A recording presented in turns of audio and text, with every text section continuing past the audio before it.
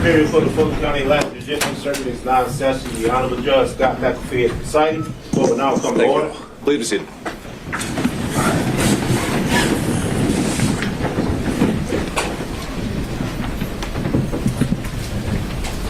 All right, we are back on the record with 23 SC 188947. Beginning with the state, if I can have counsel for today identify themselves for the record. I don't like to say it. All right. Good afternoon, Your Honor. Steve Sadow and Jennifer Littleford, President Trump. All right. His presence. He's actually down in Florida. Understood. Thank you, Mr. Sadow. Good afternoon, Your Honor. Richard Rice and Kristen Lewitz for Mr. Cheney and Mr. Cheney Williams. All right, on behalf of Mr. Giuliani. Alan Stockton, on behalf of Mayor Giuliani, who waives his presence. Thank you. On behalf of Mr. Meadows. Your Honor, Jim Durham on behalf of Mr. Meadows, he waives his appearance. On behalf of Mr. Clark. Mary McDougall, Your Honor, Mr. Clark waives his appearance. On behalf of Mr. Roman. Good morning, Judge. Ashley Merchant and John Merchant on behalf of Mr. Roman, and he waives his presence. On behalf of Mr. Schaefer. Good morning, good afternoon, Your Honor. Craig Gillen, Anthony Lake, and Holly Pearson on behalf of David Schaefer, and he waives his presence. On behalf of Mr. Floyd. Do we have anyone joining us on Zoom on behalf of Mr. Floyd? All right. Well, seeing as counsel had previously attended the prior hearings and this one has been noticed, I'll find that they've waived their appearance for argument today. Anyone on behalf of Ms. Latham? Good afternoon, Your Honor. Bill Cromwell on behalf of Ms. Latham. She waives her presence. All right. Thank you, Mr. Cromwell. All right. So I've been informed by counsel collectively for the defendants that they were requesting a total of an hour and a half for argument to be divided amongst themselves as they've already agreed. And so to effectuate that, I'll have the time queued up, and we'll start the clock running, and you all can see fit to divide that as you would like. And obviously I've allowed the same amount of time for the state as well. Before we get into that, I believe there may have been a few things just to clean up as part of the record. Specifically, since we last convened, counsel on behalf of Mr. Roman had submitted a Defense Exhibit 39, and if there are any objections that wanted to be placed on the record on behalf of the state, we can do that now. But at a minimum, I think the intention was that I would be admitting that collectively as an exhibit, if nothing else, just for appellate purposes for the record. Mr. Abadi, anything the state wants to add as it relates to Exhibit 39? No objection to the state. I have a copy for the court reporter. I printed a copy out, and then I sent it to electronic. All right. If you've got that marked and stamped, we'll provide that to the court reporter.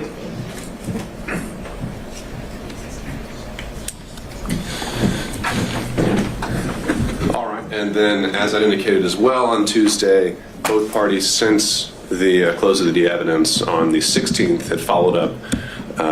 Now I think both sides have made requests to reopen the evidence. On behalf of the defense, there were some issues with cell phone records, and the state has found an additional witness that they would like to present. And the instruction I provided on Tuesday was that for today, I think we've reached the point where I'd like to hear more of how some of the legal arguments apply to what has already been presented. And it may already be possible for me to make a decision without those needing to be material to that decision. So that's why we're here today. I wanted to make sure we held this time because it is a bit of a logistical challenge to get everyone in a room together.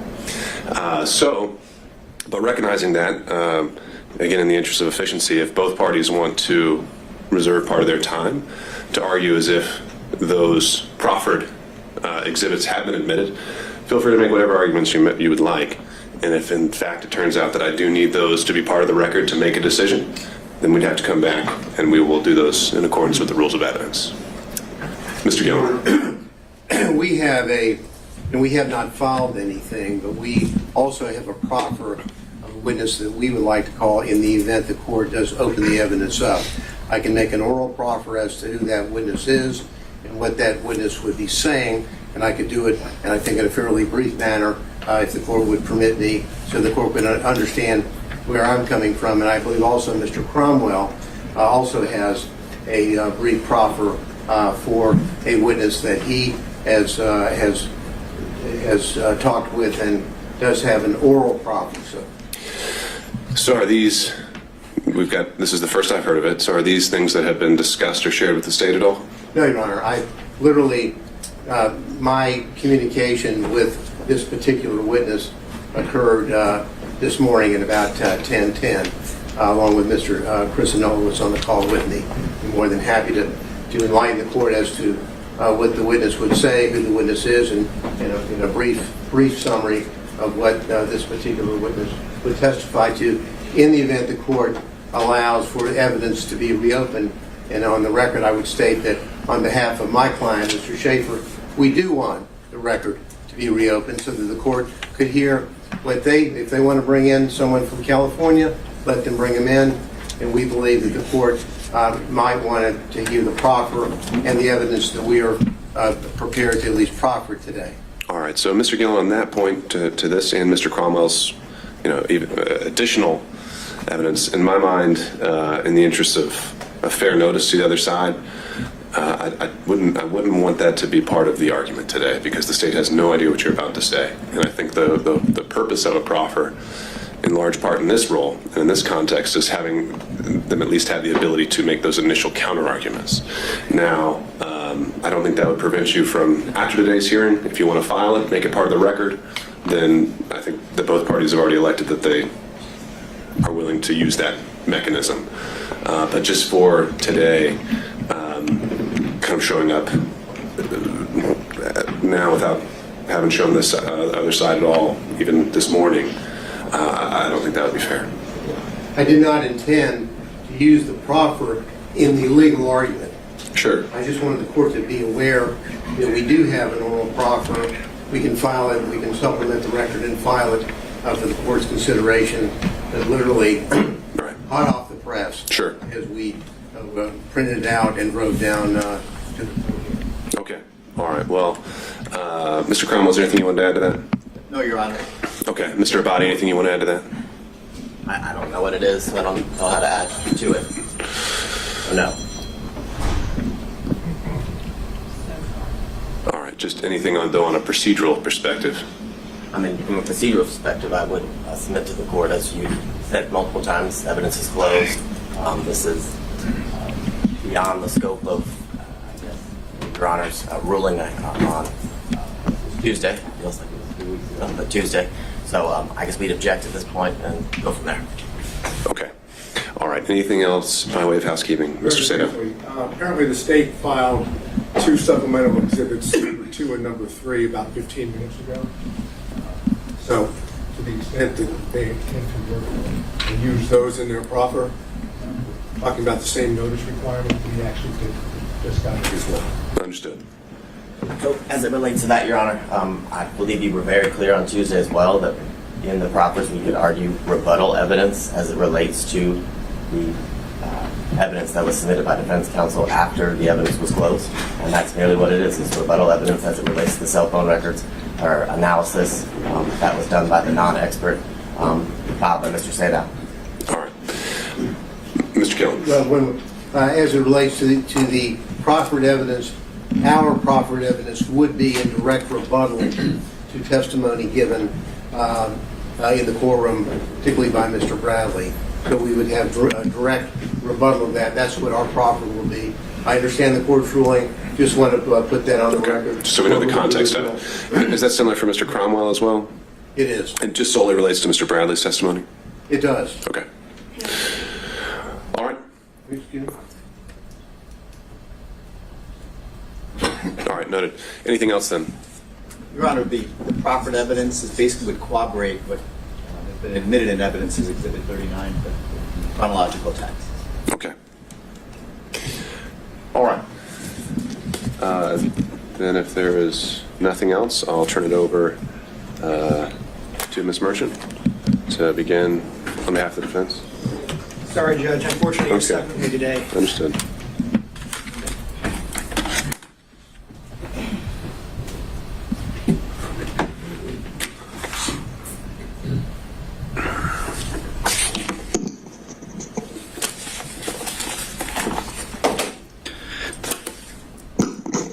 May it please the court, Your Honor, John Merchant on behalf of Mr. Roman. just by way of roadmap, to give you some idea about the allocation of time and what I'm going to be covering, I've been charged with talking to Your Honor about the conflict issue and the appearance of the conflict and what we believe the evidence to show on that issue. Mr. Sadow, Mr. Gillum will be talking more about the forensic misconduct piece of it. Ms. Willis's church speech, statements made to the media, fraud on the court, frankly, and the book that she gave several interviews for.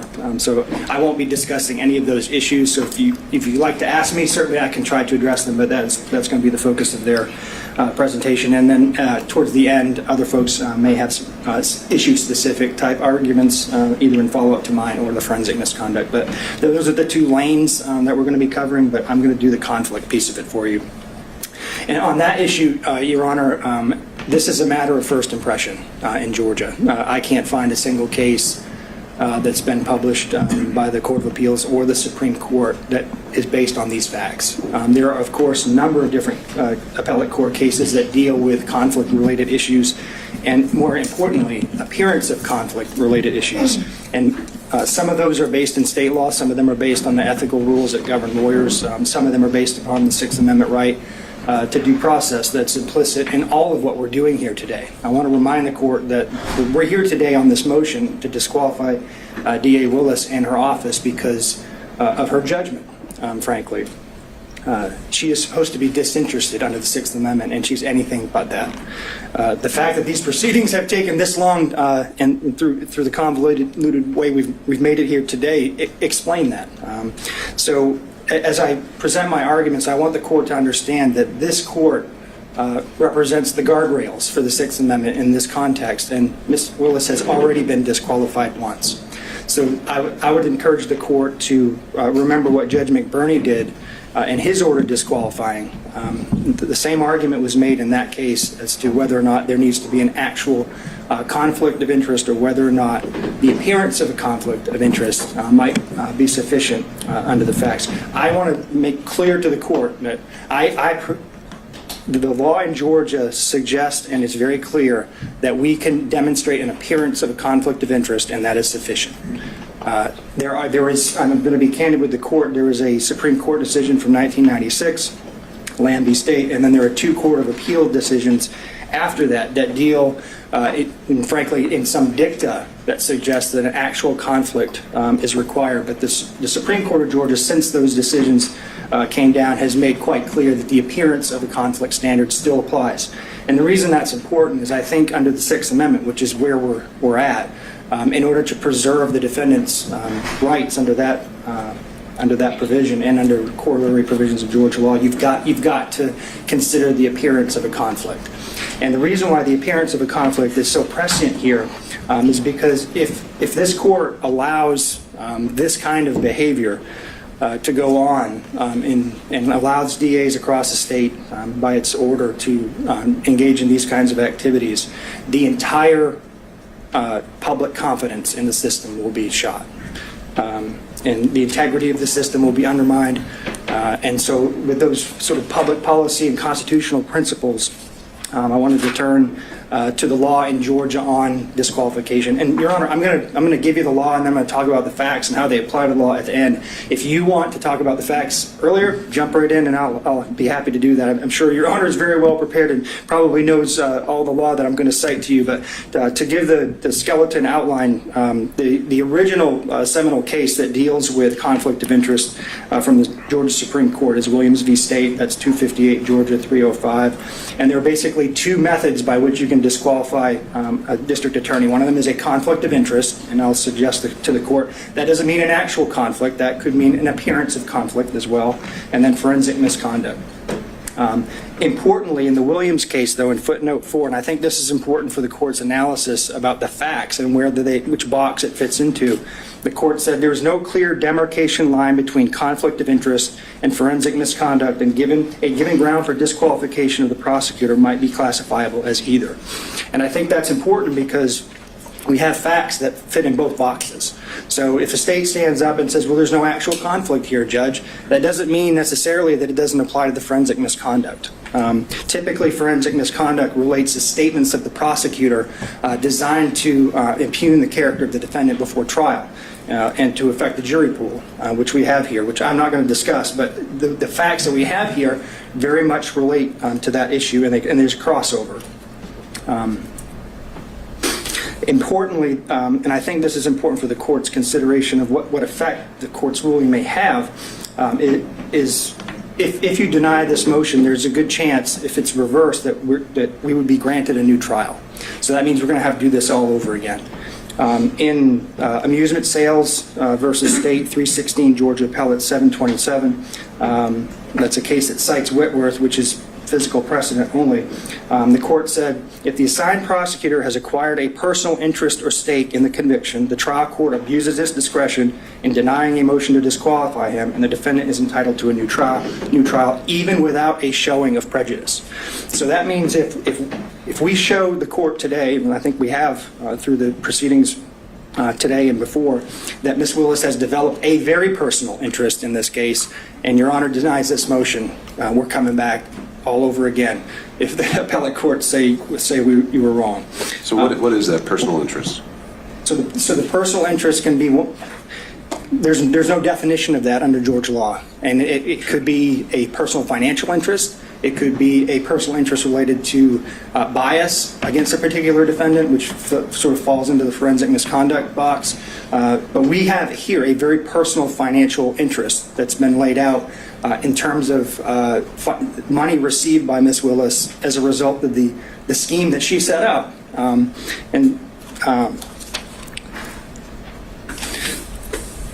To get to the issue of the personal interest in the context of an appearance, I think that's important. I do want to suggest to the court that there are a number of cases that post-date this actual conflict of interest language that's suggested in some of the cases from the 90s, that you have to pay attention to what this looks like to the public. And I agree with all of the law, and I'm sure the state's going to stand up here and say it can't be a speculative or a conjectural type of personal interest. We don't have that here. We have something very concrete. And as Judge McBurney put it, actual and palpable, not speculative and remote. That's exactly what we have here. We've demonstrated through the testimony of the witnesses, some of whom impeached themselves, that we have a very personal interest. In the seminal United States court case that deals with prosecutorial impropriety is Young v. U.S. That's a 481 U.S. 787 case. In that case, it's the opportunity for conflicts to arise that created at least the appearance of impropriety. And that's the case that requires that the prosecutor be disinterested. Since a scheme injecting a personal interest, financial or otherwise, into the enforcement process may bring irrelevant and impermissible factors into the prosecutorial decision. Now, there are a number of Georgia cases that sort of repeat that theme. Reeves v. State, 231, Georgia Appellate 22, that's a 1998 case, stated a potential conflict of interest existed and the appearance of impropriety existed. Davenport v. State, 157, Georgia Appellate 704, that's a 1981 case. That was decided 7 years before Williams. When there is at least the appearance of impropriety, a defendant is denied fundamental fairness in the state's prosecution of the charges against him or her. There are also rules that govern prosecutors. Lawyers in general are bound to preserve and avoid even the appearance of impropriety. That's Brown v. State, 256, Georgia Appellate 603, 2002. Head v. State. A prosecutor's close personal relationship with the victim in a case may create at least the appearance of a prosecution unfairly based on private interest rather than one properly based on vindication of public interest. ABA Criminal Justice Standards for the Prosecution Function, Standard 3.1.2c. A prosecutor should avoid appearance of impropriety in performing the prosecution function. 3-1.7f. The prosecutor should not permit the prosecutor's professional judgment or obligations to be affected by the prosecutor's personal, political, financial, professional, business, property, or other interests or relationships. So the rules that govern her in her own profession say that this is wrong because she's developed a financial interest in this case. And at the very least, created the appearance of unfairness towards these defendants by setting up a relationship, a prosecutorial relationship with her boyfriend. that she'd been dating for 2 years, according to the testimony. So before I move, Your Honor, to the specific facts, you asked, what's personal interest, and I think, frankly, as I was trying to figure this out, I think you know it when you see it. It's just like in the concurrence in Jacobellis versus State of Ohio, Supreme Court case from 1964, Justice Stewart, in his concurrent opinion, said, "I know it when I see it," talking about obscenity. I think you know it when you see it. I think there's enough facts in front of you that you know it when you see it. And so I think that the governing principle helps enlighten some of the facts here. And also, I think it's not just financial. In McLaughlin v. State, I think the court's very familiar with that case, 295 Georgia 609, 2014. The Supreme Court essentially said that because the acting DA had become a witness in the case and developed a personal interest in the case due to his daughter's relationship with the victim, that he was disqualified. And because he was disqualified, his entire office was disqualified. So turning to the facts of the case, Your Honor, I think I've got, my rule is 20 minutes, so I've got about 8 minutes left. So why the relationship, why did we spend so much time on a relationship between these two people? We frankly couldn't care less if they had a personal relationship outside of work. That is not what the issue is here. The issue is that they began this relationship in 2019. They were dating for 2 years, and then she awarded him a contract where public money, either from Fulton County or the state of Georgia, ended up in his pockets. That decision alone was improper. But what's even more improper is that then she and he used that money to go on personal vacations and trips. If Your Honor will remember, Exhibits 9, 11, and 12 dealt with the expenditures by Wade on trips.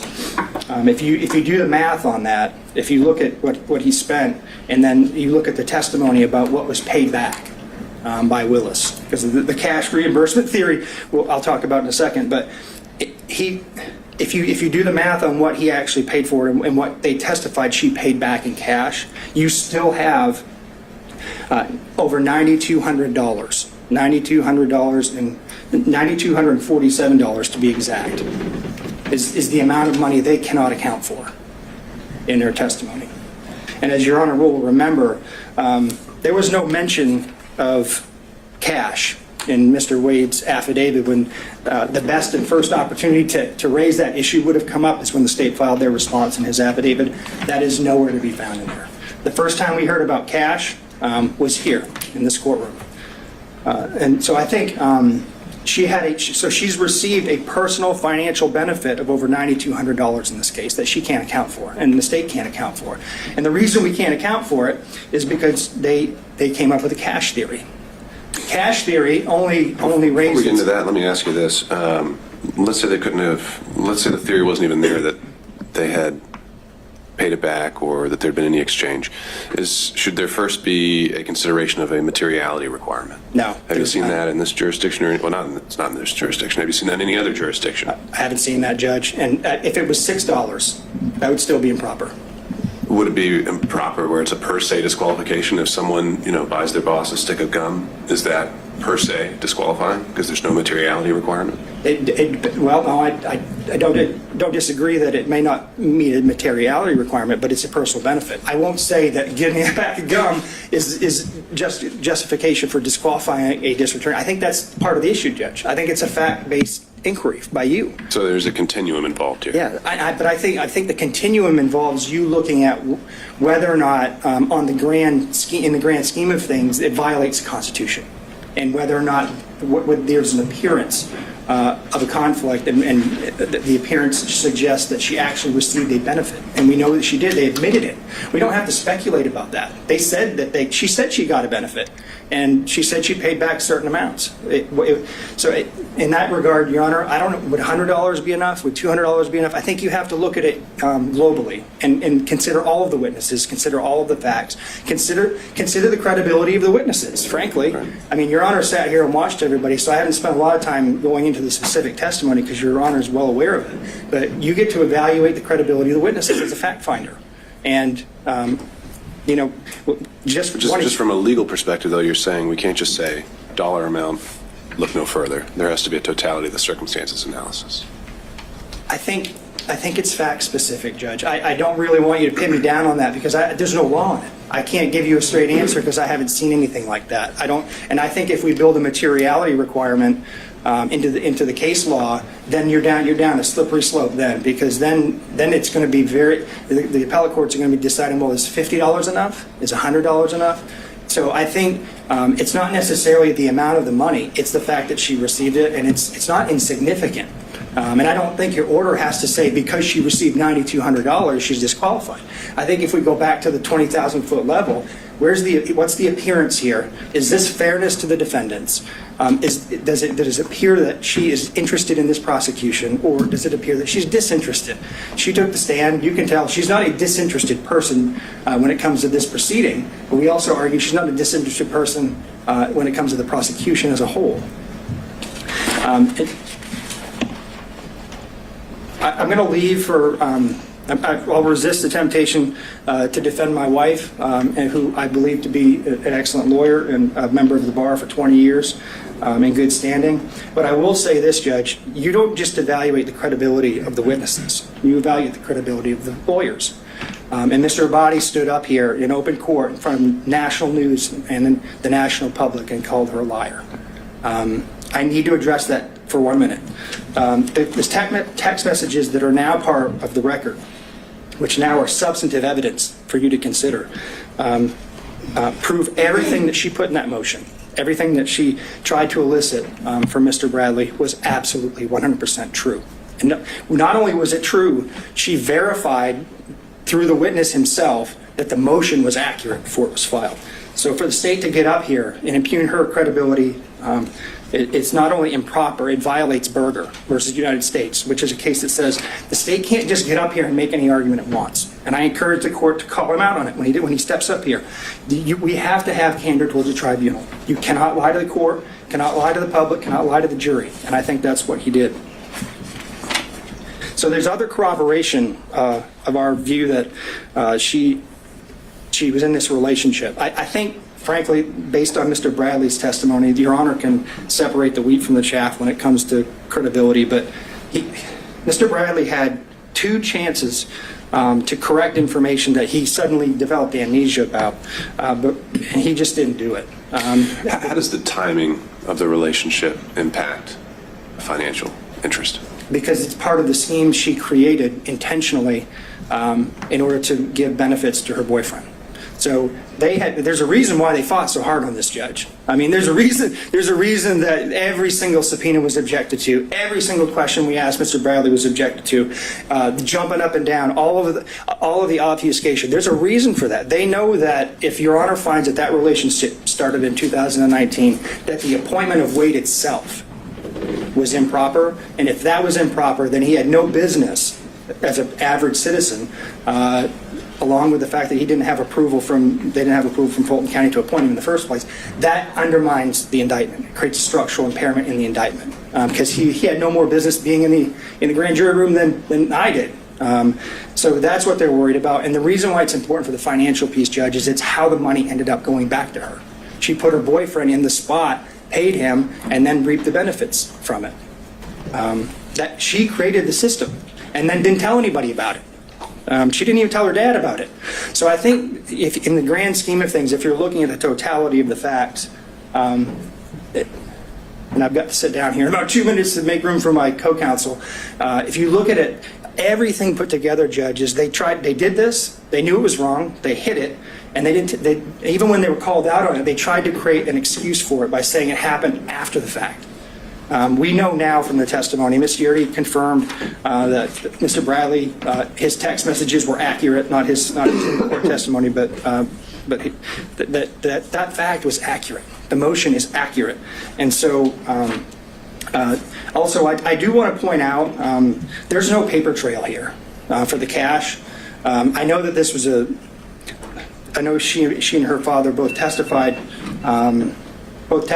that they kept cash on hand, which, I mean, keeping cash on hand in and of itself is not a problem. When you're a public official and you're required to keep track of gifts that you receive, then you need to keep track of it. But there's no paper trail. There's no deposit history. There's no withdrawal history. There's no receipts. None of that. So even assuming their testimony could be credible, and we don't think that it is, you still don't have enough information to track all that money that she received. And this is just what we know about. But does the lack of evidence fall on the state? Does the lack of evidence fall on the state? Isn't that where burdens come in? Yet, yes, I think they had an obligation to tell Your Honor, hey, this is where the money went. And they certainly had the ability to do that if they could do it. Since they didn't do it, we have to assume they can't. And if they can't, I just want to remind the court of a very important piece of testimony from Ms. Willis that I think goes to credibility of all of the officers of the court who testified. She met with Wade, and they developed, in 10 minutes after talking about the financial piece, I believe, this cash theory that could not be rebutted. We have no ability to do that. They did, and they chose not to do it. So with that, Your Honor, unless Your Honor has more questions for me, I'm going to sit down and turn the podium over to my distinguished colleague, Mr. Sadow. Thank you, Mr. Merchant. Appreciate the court's time.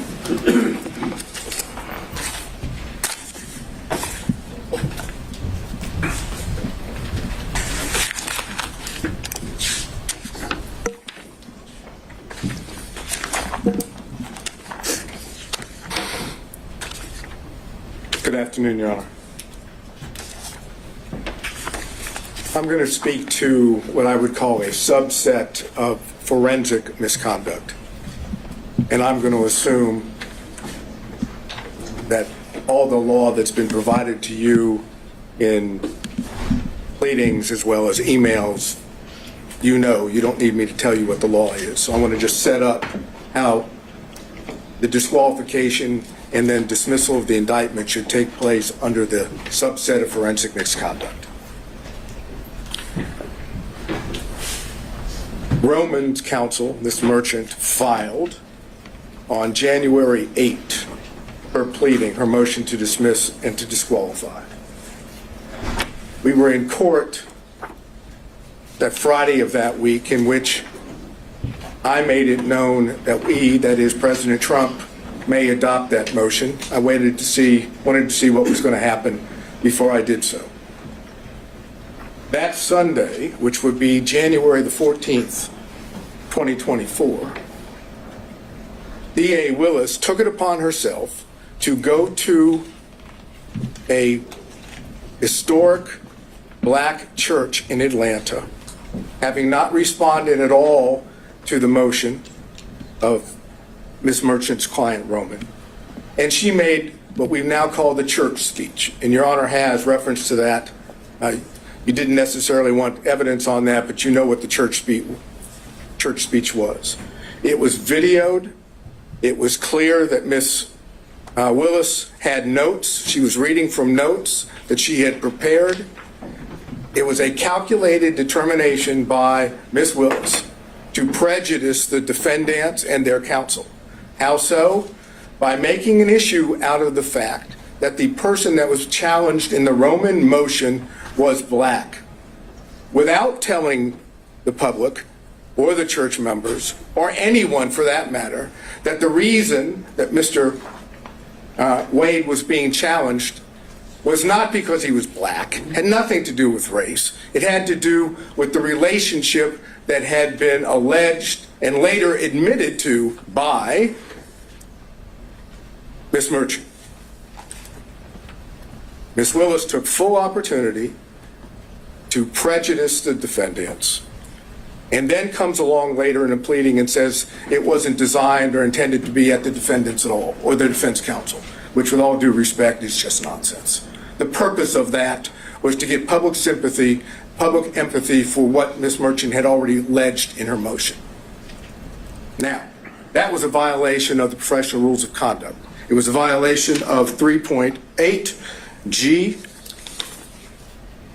There's no question about it. It wasn't in response to anything that was said. It was a public statement, extrajudicial, for the purpose of making a comment upon the defendants. It would be in response to a motion that was filed. But it wasn't filed in a response, in a pleading. It was filed in response to a motion. And the motion were allegations made. If Ms. Willis wanted to respond at that point, she could have said the facts of the matter. Instead, she misstated what the situation was, took advantage of the opportunity, an ethical violation, and the ethical violation makes it clear that you must refrain from making extrajudicial comments that have a substantial likelihood of heightening public condemnation of the accused. Can you think of anything more that would heighten public condemnation of the defendants than alleging that defense counsel and the defendants were making their motion based on race and religion? That's as bad as it gets in Fulton County, with all due respect. That's exactly what Ms. Willis wanted done. And remember, the state still had not responded. So then what we get from the state is we get an affidavit filed as part of their response. And that affidavit says specifically, and the affidavit is Mr. Wade, says specifically in paragraphs 26 and 27 that the relationship did not begin until 2022. It acknowledges the relationship and says it didn't begin until 2022. And the pleading that's filed, the state's pleading in response, indicates not exactly that, but it says there was no relationship as of November 1 of 2021, and that's on page 7. So now we know that timing is the issue, because Ms. Merchant made it clear that we alleged and had evidence that indicated the timing was before Mr. Wade was hired, not after. So the state now has filed an affidavit and a pleading that claims post-hiring into 2022. And then Mr. Wade Willis testify to the same thing under oath. Now, Ms. Yerty says it began in 2019. Why would she know? Well, she would know because she was a former friend. I know the state's going to get up here and say you can't believe, essentially what they're going to say is you can't believe any defense witness because they're defense witnesses. And only people that would tell the truth would be Wade and Willis. I suggest to you that that's not accurate. I suggest that the testimony that Mr. Wade gave and Ms. Willis gave, and I'm specifically dealing now with the timing issue, without getting into anything else, that brought forth a true concern about their truthfulness in being what is required of a lawyer in this state, which is candor toward the tribunal. And that's 3.3 of the professional rules. Specifically, small a1, make a false statement of material fact or law to a tribunal. So that's, as I posited to the court, that's the second ethical violation. And then you also have 8.4 of the professional rules. It says it's a violation of the Georgia Rules of Professional Conduct for a lawyer to, and that's A4, engage in a professional conduct involving dishonesty, fraud, deceit, or misrepresentation. Now, do you have to find that Wade and Willis lied? No. What you need to be able to find is that there is a concern, a legitimate concern based on the evidence in this case about their truthfulness. A legitimate concern about the truthfulness, which equates to an appearance of impropriety. Because once you have the appearance of impropriety under forensic misconduct, the law in Georgia is clear, that's enough to disqualify. So, why should you find there's a concern with their truthfulness? ERT is the first one. You have that testimony. But then we go to what is the most obvious indication that Willis and Wade were not truthful on the point of timing, and that's Bradley. Defense Exhibit 26 came into evidence. Defense Exhibit 26 comes in and says, and you know I went into this the last hearing. It says that on January the 5th, 2024, at approximately 9:49 a.m., there's text messages that are exchanged between Ms. Merchant and Mr. Bradley. And the text messages go like, just date, and that's from Ms. Merchant. Ms. Merchant says, do you think it started before she hired him?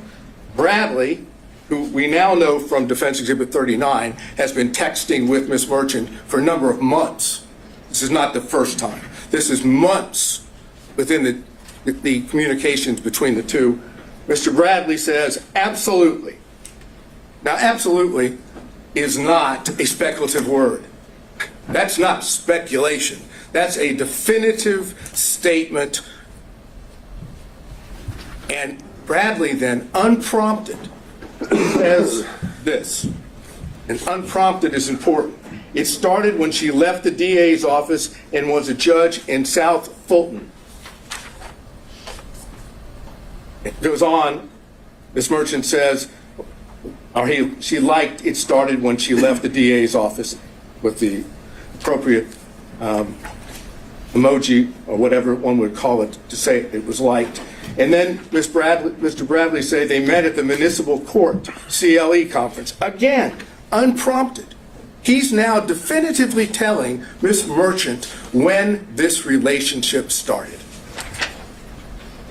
Ms. Merchant says, that's what I figured when he was married. And then Ms. Merchant says, and we're now talking about a couple hours later, she texts and says, upon information and relief, Willis and Wade met while both were serving as magistrate judges and began a romantic relationship at that time.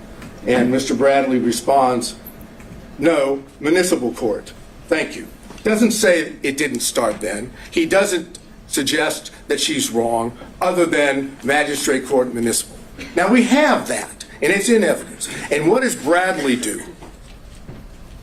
He knows that he's put himself in a position that if he testifies truthfully on the witness stand, Your Honor is in a position to be able to find, if you choose to, that both Willis and Wade lied. So what does Bradley do? Look, you were an assistant U.S. attorney. You know how this works when you have witnesses in this situation. Mr. Bradley did everything he could possibly do to evade answering questions. No recollection, couldn't remember, it was speculation. Anything he could possibly say that would cause Your Honor not to believe that Bradley knew when this relationship started. I suggest they were clear-cut lies, and the truth is in Defense Exhibit 26. And so if we take that view, that he thoroughly impeached himself, that he did not give truthful conduct, what's left standing? Generally, you would see someone who's impeached, perhaps we have some kind of core that you could point back to and say that's the time he was telling the truth. In these text messages, is it ever definitively shown how he knew this and that he actually did know it, other than in just a assertion outright? Absolutely. Usually, if a state has a witness that goes sideways, they've got him locked in. They've sat down with a detective and got a full statement. We don't have that here. Well, what you have is a text message, which is a prior statement of Bradley that he did on his own, that was not given to him by someone else. The only thing that the court has just noted is, how do we know he wasn't speculating? Because you don't have to accept the fact that he wasn't speculating. The cases that I provided, I think by email yesterday, the first dealing with that, you can disbelieve that testimony and draw a negative inference. That's the Ferguson case. On Lee, the other case, you can simply take the prior inconsistent statement as substantive evidence. It has the same value. And that's what I'm asking you to do, to take what was the unprompted statement in Defense Exhibit 26 of Bradley, and take that on its face value, that is an indication that Bradley in fact knew and had said he did. If you accept that, you have to have concerns about the truthfulness of Willis and Wade on the timing issue. And I don't know if this is something maybe one of your co-counsel were going to address as well. We heard about kind of the law that applies, how we're outside kind of the orbit of the core of cases we're used to dealing with here, where it deals with side switching or where someone is in the relationship, the client relationship. The proposition you're putting forward now is that if a representative of the state, a lead prosecutor, the district attorney themselves, says something that's untruthful on the record, that is something that immediately has to be proactively policed by the trial court. Is basically what I'm getting at is, where in the law do we find the remedy to an untruthful statement? Generally, we send you down the street to the bar, right? And that's why I gave you the cases of Registe and Edwards yesterday. While those aren't prosecutorial cases or dealing with prosecutors, they deal with counsel. And in both those cases, the trial judge found ethical violations on the part of defense counsel, or potential ethical violations. Went through the ethical violations and said, based on that, you're disqualified. You cannot be the attorney of record in this case. What's good for the goose is good for the gander. If defense counsel can be kicked off of a case because of ethical violations, I suggest the same thing can happen for prosecutors when the ethical violations deal with truthfulness, candor to the court, extrajudicial statements. Those are the things that this court can rely upon and say, based on those, again, I find an appearance of impropriety. Where would be the limiting principle? The district attorney signs every indictment assigned to this courtroom. No. Does that mean she's off every case? No, it would be when the... If I found that she's untruthful, is that what you're kind of suggesting? You don't have to find, again, I'm not saying you have to find she was untruthful or that Wade was untruthful. You don't have to make a finding of fact that they lied. All you have to do is make a finding of fact that you have genuine, legitimate concerns about their credibility, about their truthfulness. And once you find that, then you can apply Registe and Edwards. Well, but it's the same principle, though. If I have genuine concerns about her truthfulness on a particular occasion, how do those not spill over into every criminal case a district attorney brings? Well, it's because she testified under oath, and so did Mr. Wade. They didn't have to testify falsely. They could have testified truthfully. They could have indicated that the relationship, the timing was in fact before Mr. Wade was hired. They chose not to. And in that sense, that dishonesty, that constitutes a violation of their ethical responsibilities. This is not signing an indictment. This is not filing a pleading in which both sides have their own positions. This is a requirement that every witness has to tell the truth under oath. And if they don't tell the truth under oath, or there's a significant concern about their credibility, then they're violating their ethical rules. And as anyone will tell you, as Your Honor already knew from when you were a prosecutor, prosecutors are held to a higher standard. They're the ones that are supposed to be seeking justice. They don't have a particular, they're supposed to be disinterested. When you have the lead prosecutor and the DA giving what I suggest to you is untruthful testimony, based on what Yerty has said, based on what Bradley said in his text, based on the whole way it was presented to you. Bradley didn't want to testify. He first came up with his attorney-client privilege thing on that. And Your Honor was, fortunately, went into that. And then when Bradley knew he had to testify about it, you saw what happened. You can draw the inference, as I've suggested on Bradley, that what he said in the text message, Defense Exhibit 26, is true.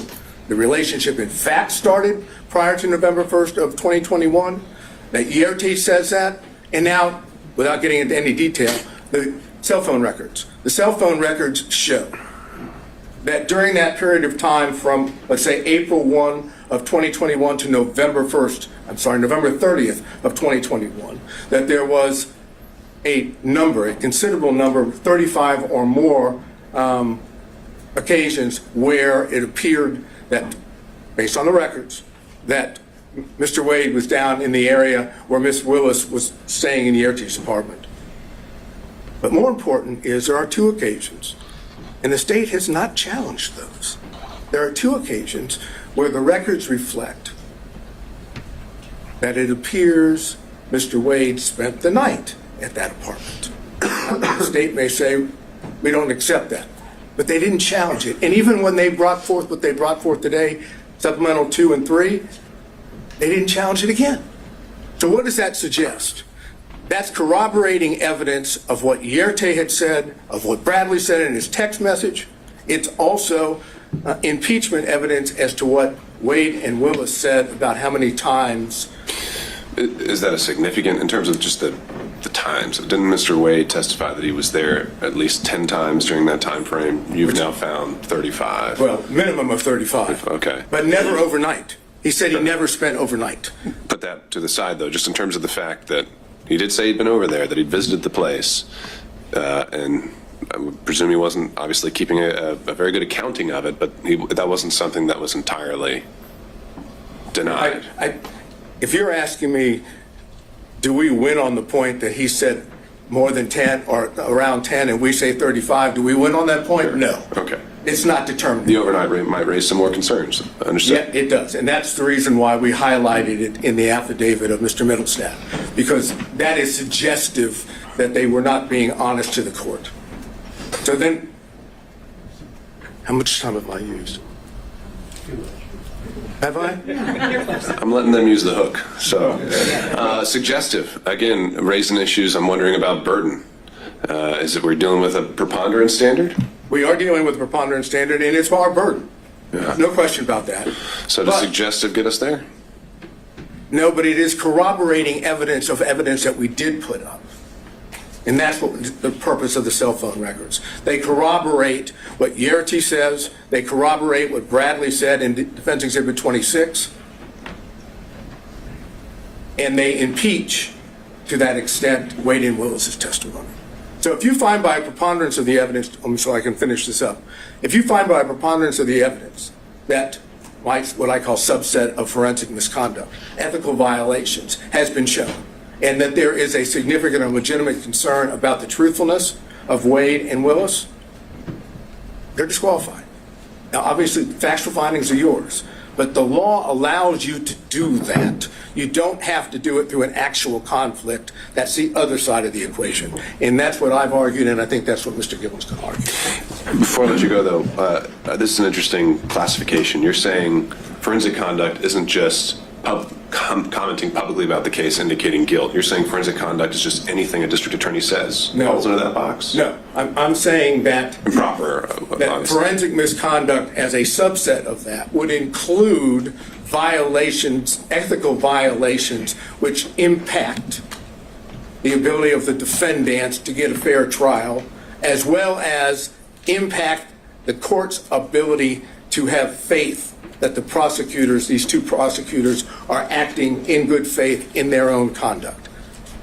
Same idea dealing with, as I said, defense counsel in the two cases I mentioned. Ethical violations can give rise to disqualification, and I suggest we have that here. All right, thank you, Mr. Sadow. Thank you. Where's the shot clock when you need it? Right there. Your Honor, I want to address very directly here. What we have is a systematic, continuous pattern, a calculated plan, evidencing a design to prejudice the defendants in this case, in the minds of the jurors. This is what we have seen. This isn't the problem that the district attorney has. It's not that the district attorney had some sort of brief off-the-cuff statement in an interaction with a reporter like in Williams. That's not what we have here. We have someone who sat down, wrote out her speech, wrote out her plan, who sat down for whether it's 2, 3, or 6 times with the editors of Find Me the Votes and told and got her message out about this case before it was supposed to be tried in this courtroom. And so that is the problem that we have. We have a pattern of forensic misconduct on behalf of Ms. Willis. So, I mean, we have a pattern of public statements being made. I take it you or your team has dived in and read the book. I know she was asked about specific portions in it. The only case that I can find actually talking about when someone crosses the line on public comments is that Williams case. And it talks about there has to be an implication of saying a particular defendant is guilty. And it even denied it, right? So have you found any case in Georgia where they actually said that a prosecutor had gone too far in their public comments? Does one exist? Well, number one, thank goodness it doesn't happen often. Sadly, it's already happened here. Now, in Williams, the prosecutor had one response to an inquiry the court found it was improper, but did not have this pattern. Now, it doesn't necessarily mean a comment about the quote guilt or innocence, although that was the pattern in Williams. It's the improper comments by a prosecutor. For example, in Williams, they cite the nature and consequences of forensic misconduct in prosecution of criminal case, a 1955 Columbia Law School article, and how prophetic that was. When Williams cites that case in that law school article, they talk about an awful lot more than simply comments about specific guilt or references to guilt. What you have here, Your Honor, is a comment, and we can't look at it it doesn't apply only if a prosecutor said, I think the defendant is guilty in my mind. No, it's more pernicious than that. What we have here is someone who sat down and drew up a plan for two reasons. And what she did reminds me of what the court in Estes v. Texas talks about, and that is that pretrial can create major problems for a defendant, indeed more harmful than publicity during a trial, for it may set the community opinion as to guilt or innocence. That's what we have here. That's exactly what we have. And the court in Estes talks about the power of the television camera. So what do we have, and what did this prosecutor do? What she chose to do is sort of what was criticized by the Supreme Court in Shepard v. Maxwell. Legal trials are not like elections to be won through the use of meeting halls, the radio, or the newspaper. That's exactly what we have here. What we have is a deflection. What this is all about is more insidious than just making the comments that she's made. It's a deflection. What she chose to do was to say, okay, I have done my best to hide the relationship with Nathan Wade. And Nathan Wade has done his very best by filing false documents in his divorce case to hide his relationship with Miss Willis. Now, and so what did they do? Well, when Miss Merchant filed the motion to disqualify, now the game plan has to change. The game plan I call the deflection begins to take place. The deflection is when the district attorney sat down and wrote out. Look at I'm sure the court has. When you look at that video, it's in evidence of her speech at church. She has written out everything and she's reading from it.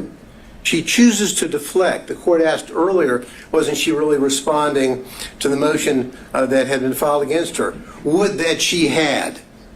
Because if she had, she would have looked the members of that church in the face and say, there's been an allegation that I had a romantic relationship with Mr. Wade, and ladies and gentlemen of this congregation, it's true. She didn't do that. She chose to deflect and to do two things that are reprehensible for any lawyer, but particularly for a prosecutor. She chose to pull out the race card and the God card. That's what she did. And she wrote it out. She went on to deflect away from the allegations in the Wade motion, and she's saying, why, in her talk, public discussion with God, why are they only attacking one in reference to Mr. Wade? And then she goes on to say, God, isn't it them playing the race card when they only question one? Now, if she had been truthful with that congregation, truthful with the community, she would have said, I had a relationship with him. Good, bad, forgive me, whatever. That's what she should have said. But she chose to deflect and say, them, the reference to them and the others and they. It's obviously a reference to the motion filed by Ms. Merchant. They choose to go after the black man. And she then goes on, again, deflecting away and deflecting to what I call the third rail in American society, choosing somebody on the other side of being a racist.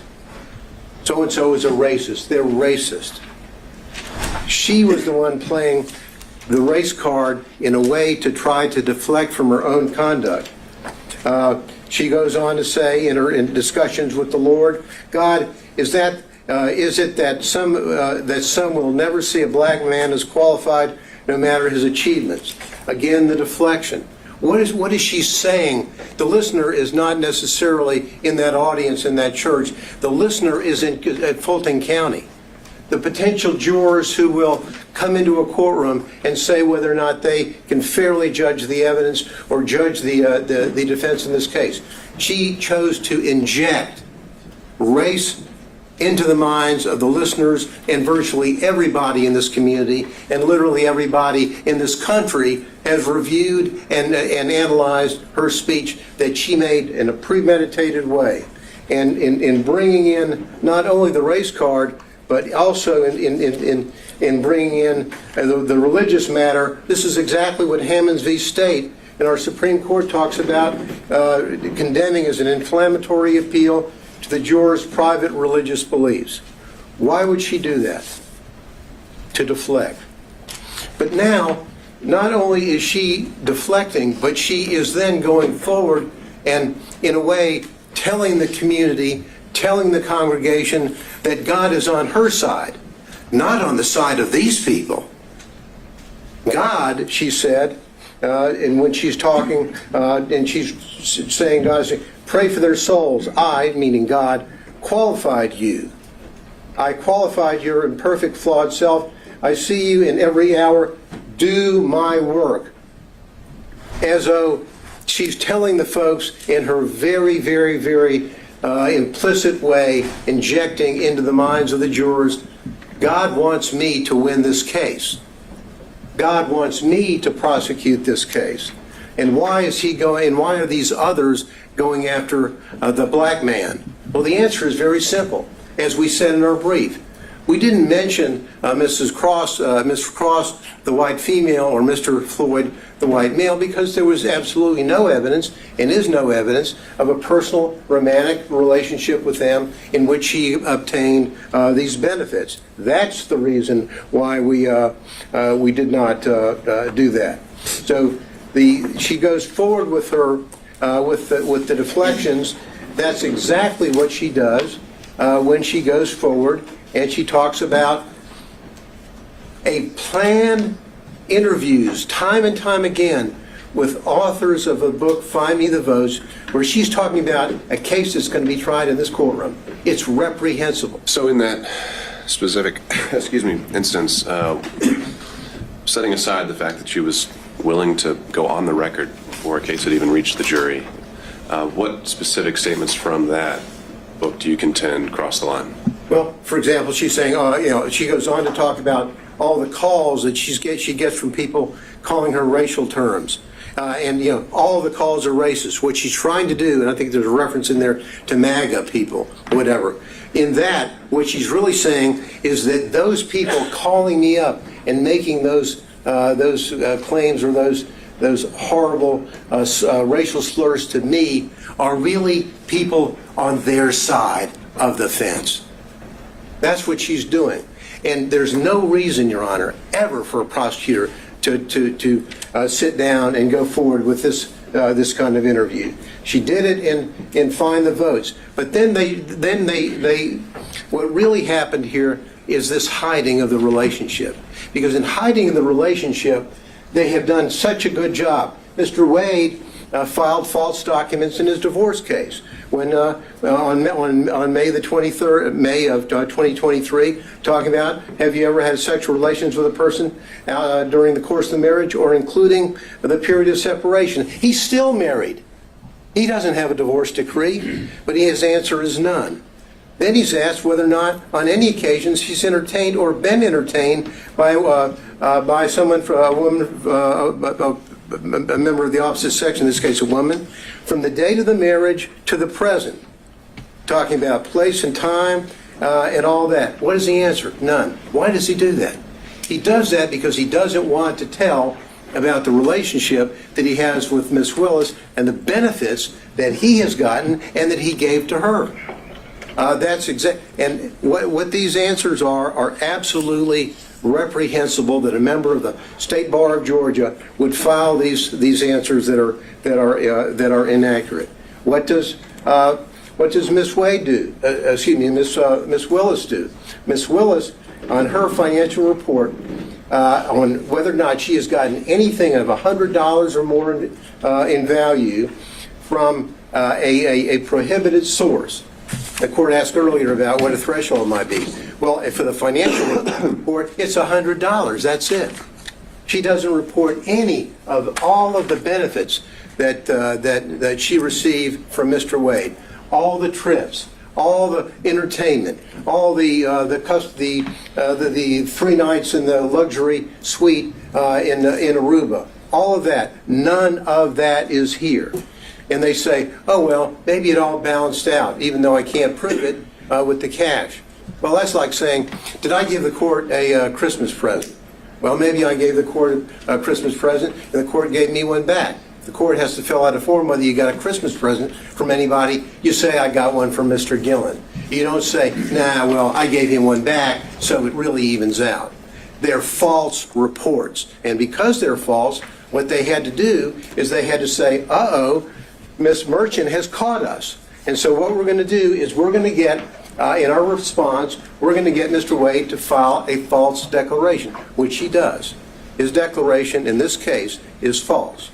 And the evidence showing that that is false as it relates to the timing, and the court asked earlier, why does it matter, if the relationship was before or after November 1, 2021? The answer is they think it's important, and frankly, I do too. Because when she's hiring somebody, and she's not telling the people who are going to be paying the tab up to $700,000, hey, I just hired my boyfriend who's taking me on trip to the Caribbean and taking me down to Aruba and taking me to California, hope you don't mind. No disclosure whatsoever. And the money flows off. But because they got caught, they then commit what I think is an additional component of forensic misconduct, and that is fraud on this court.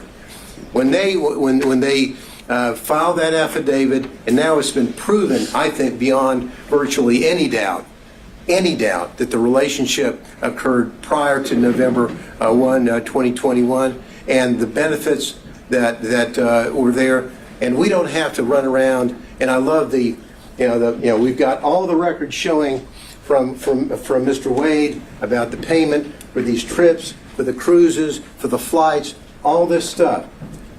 What's the only way is they sat around and met together before they testified and came up with their story. What's the only way that they can save themselves? Pay no attention to the records. Pay no attention to the airlines and to the flights and vacations and the cruises. I paid him back in cash. Show us your receipts. Where did you take cash out of the bank? Ever. Oh, I don't have any. Well, show us the deposits that he had. Well, never. We don't have any. What we have here is a fraud on this court, which has been shown, I think, overwhelmingly by the evidence, and overwhelmingly through not only the testimony of Yurdi, the testimony of the emails and the text from Mr. Bradley to Ms. Merchant, as well as all the documents that they had no answer to other than the just trust me, I gave him money, it evaporated, I don't know where it came from, and he doesn't know what he did with it. Just please trust us and believe us because it's our only way out of the trap that they set for themselves. These people, sadly, and I hate to say as the court knows, I was a prosecutor for about 3.5 million years, it seems, in the federal building, and I was an assistant DA beforehand. Prosecutors don't act like this. Lawyers don't act like this. These people, Your Honor, is a systematic misconduct, and they need to go. Thank you.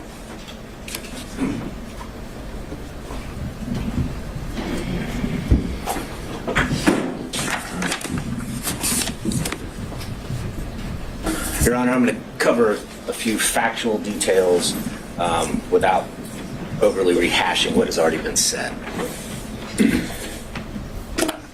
During the pendency of this investigation in this case, Mr. Wade and Ms. Willis basically lived Robin Leach's lifestyle of the rich and famous.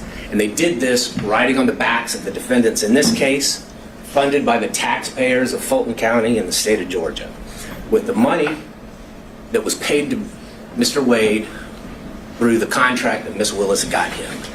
That money flow, that is the personal interest that you asked about. She was personally benefiting from the position, from the job, from the scope of the investigation, from the scope of the indictment, and how they conducted it. And we know this, we know from the records that have been submitted before the court that Mr. Wade paid at least $17,095 towards this relationship. That does not even include the various dinners, the day trips that both Wade and Willis admitted to, so that number is likely even higher. We know from the documents that Ms. Willis only paid $1,394 for an airline ticket.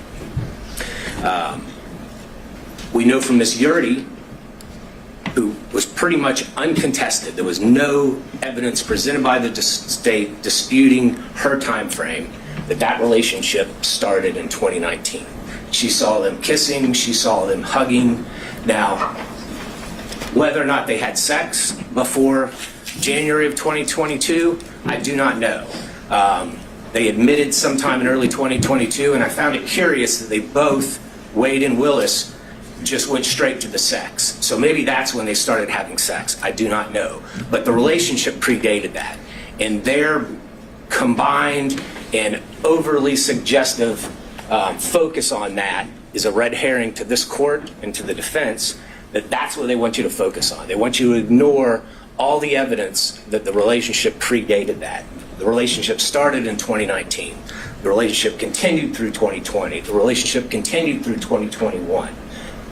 Looking at the cell phone communications, just in the first 11 months of 2021, over 2,000 calls, almost 9,800 texts.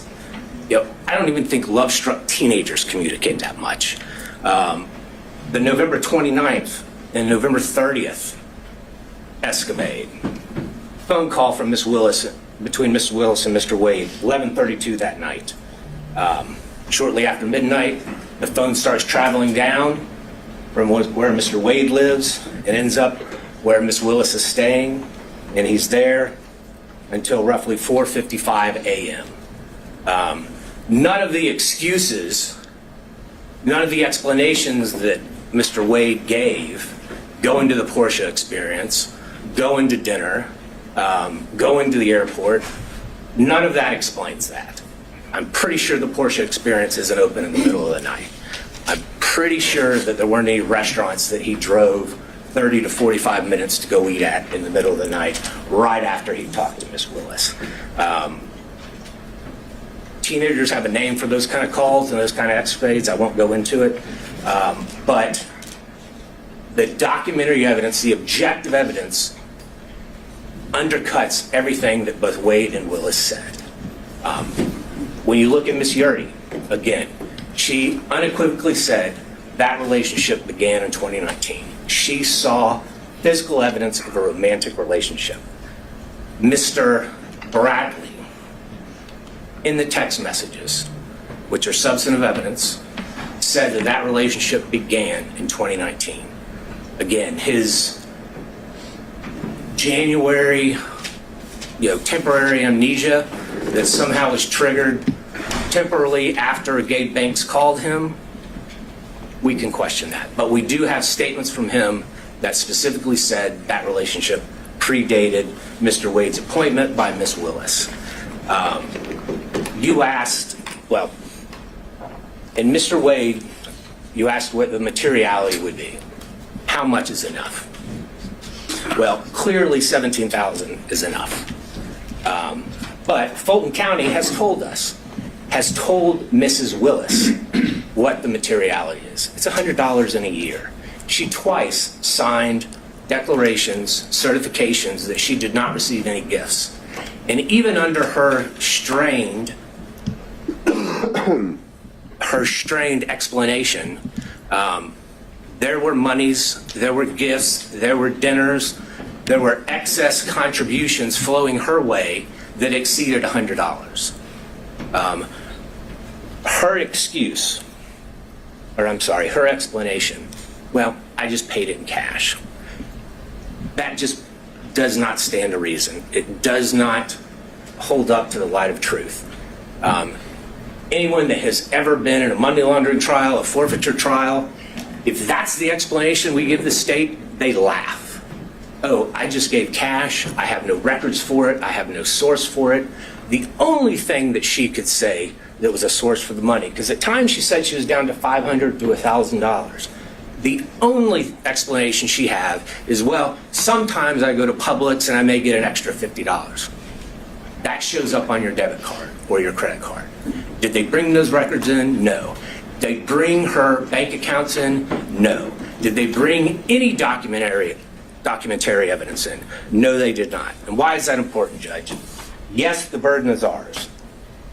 But under OCGA 24-14-22, if a party has evidence in such party's power and within such party's reach, by which he or she may repel a claim, and they had that power, Ms. Willis had that power, Mr. Wade had that power, that they can repel the claim that we have made against them, but they admit to produce it, or if they produce weaker evidence, then you, as the fact finder, Judge, it is in your power to disregard that, and a presumption arises that that documentary evidence that is in their possession that they failed to produce supports our claim. And that is something that the state relies on regularly in criminal trials.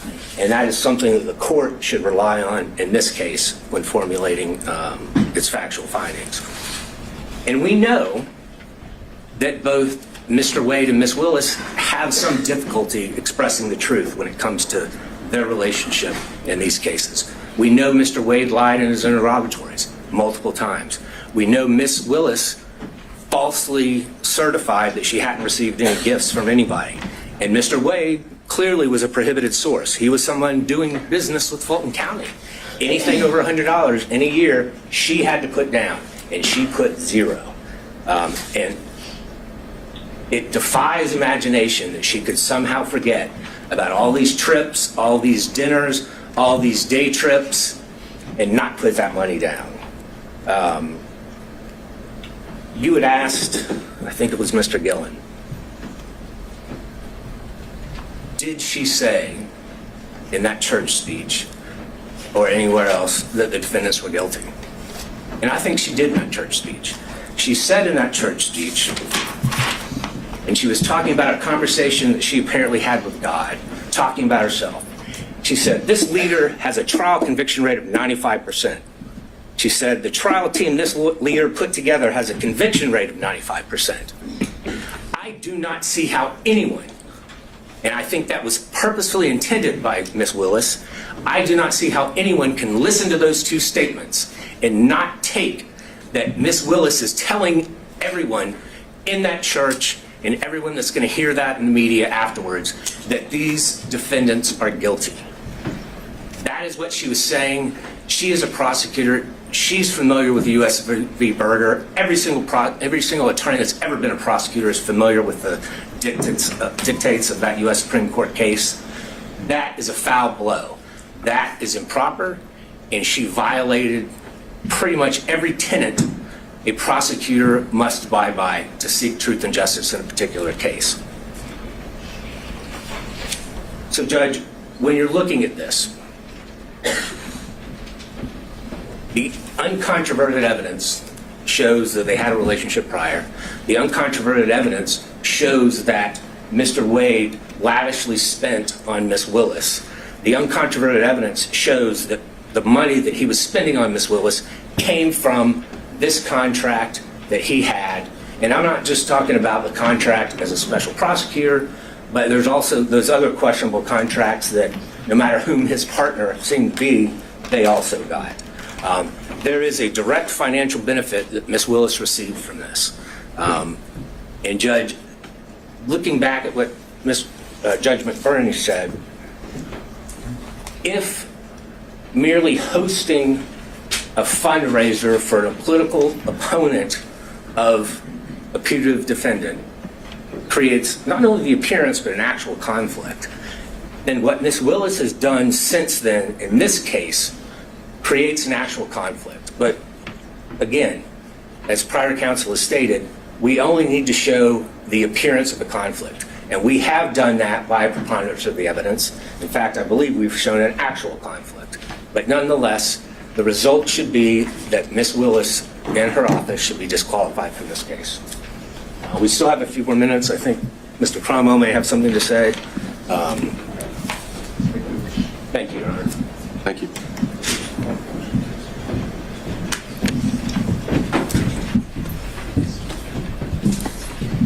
Good afternoon, Your Honor. Harry McDougall for Mr. Clark. I'm going to talk further about conflicts, and I'm going to assume the most difficult standard for us to meet, which is actual conflict. But before I begin that, I want to add just a little bit to what has already been said about the standards that apply to prosecutors. Our appellate courts have said often the administration of the law, and especially that of the criminal law, should, like Caesar's wife, be above suspicion and should be free from all temptation, bias, or prejudice so far as it is possible for our courts to accomplish it. The first occurrence of that I can find is Nichols v. State more than 100 years ago, 1915. The most recent, Registe v. State in the Supreme Court in 2010, although they don't refer to Caesar's wife. That requirement is also embedded in the prosecutor's statutory oath, 15-18-2, which requires impartially and without fear or favor discharge my duties as district attorney and take only my lawful compensation, so help me God. The general rule on conflicts of interest for lawyers is in Rule of Professional Conduct 1.7. And we all know, it's all drummed into us, that we cannot have a conflict of interest. And if we do, we have to withdraw or we will be disqualified. The basic idea is that a conflict of interest impairs the lawyer's independent professional judgment. That's the test of a conflict and whether it can be waived and whether it's disqualifying. And that conflict is not just financial. It can be any conflict that impairs your independent professional judgment, and you see that in McLaughlin v. Payne. The court asked what was a personal interest for purposes of disqualification. It's anything that impairs professional judgment. That's reflected in the ABA standards that were quoted by Mr. Merchant, which list the prosecutor's personal, political, financial, professional, business, property, or other interests or relationships. And that's really embedded in the prosecutor's oath to act impartially. And the earlier disqualification order by Judge McBurney was based on political interests, not financial. What my colleagues have described as forensic misconduct is also cognizable as a conflict of interest based on that footnote in the Williams case. The root of all of the problems that we see in this court right now is a conflict of interest arising from their individual personal interests in perpetuating and concealing their relationship. That's the original sin from which all of the other problems flow. There are 6 different actual conflicts of interest in this case, any one of which warrants disqualification, but collectively, practically compelling. First, the financial conflict that's already been covered. Second, the personal ambition, political ambition.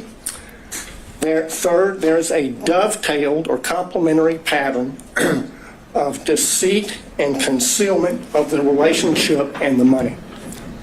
Fourth, the speech at the church. Fifth, the motion for protective order that the DA filed in Mr. Wade's divorce case. Sixth, the way the state has conducted the defense of this motion to disqualify, especially the hearing. On the financial piece, the court asked for a limiting principle and asked about materiality. The limiting principle is whatever impairs the independent professional judgment of the lawyer. That is applied routinely. We have a county code section that flatly prohibits gifts from contractors, period. We have, by analogy, the federal bribery statute, which has a threshold of $5,000, 18 U.S.C. 666. The court asked about burdens and inferences.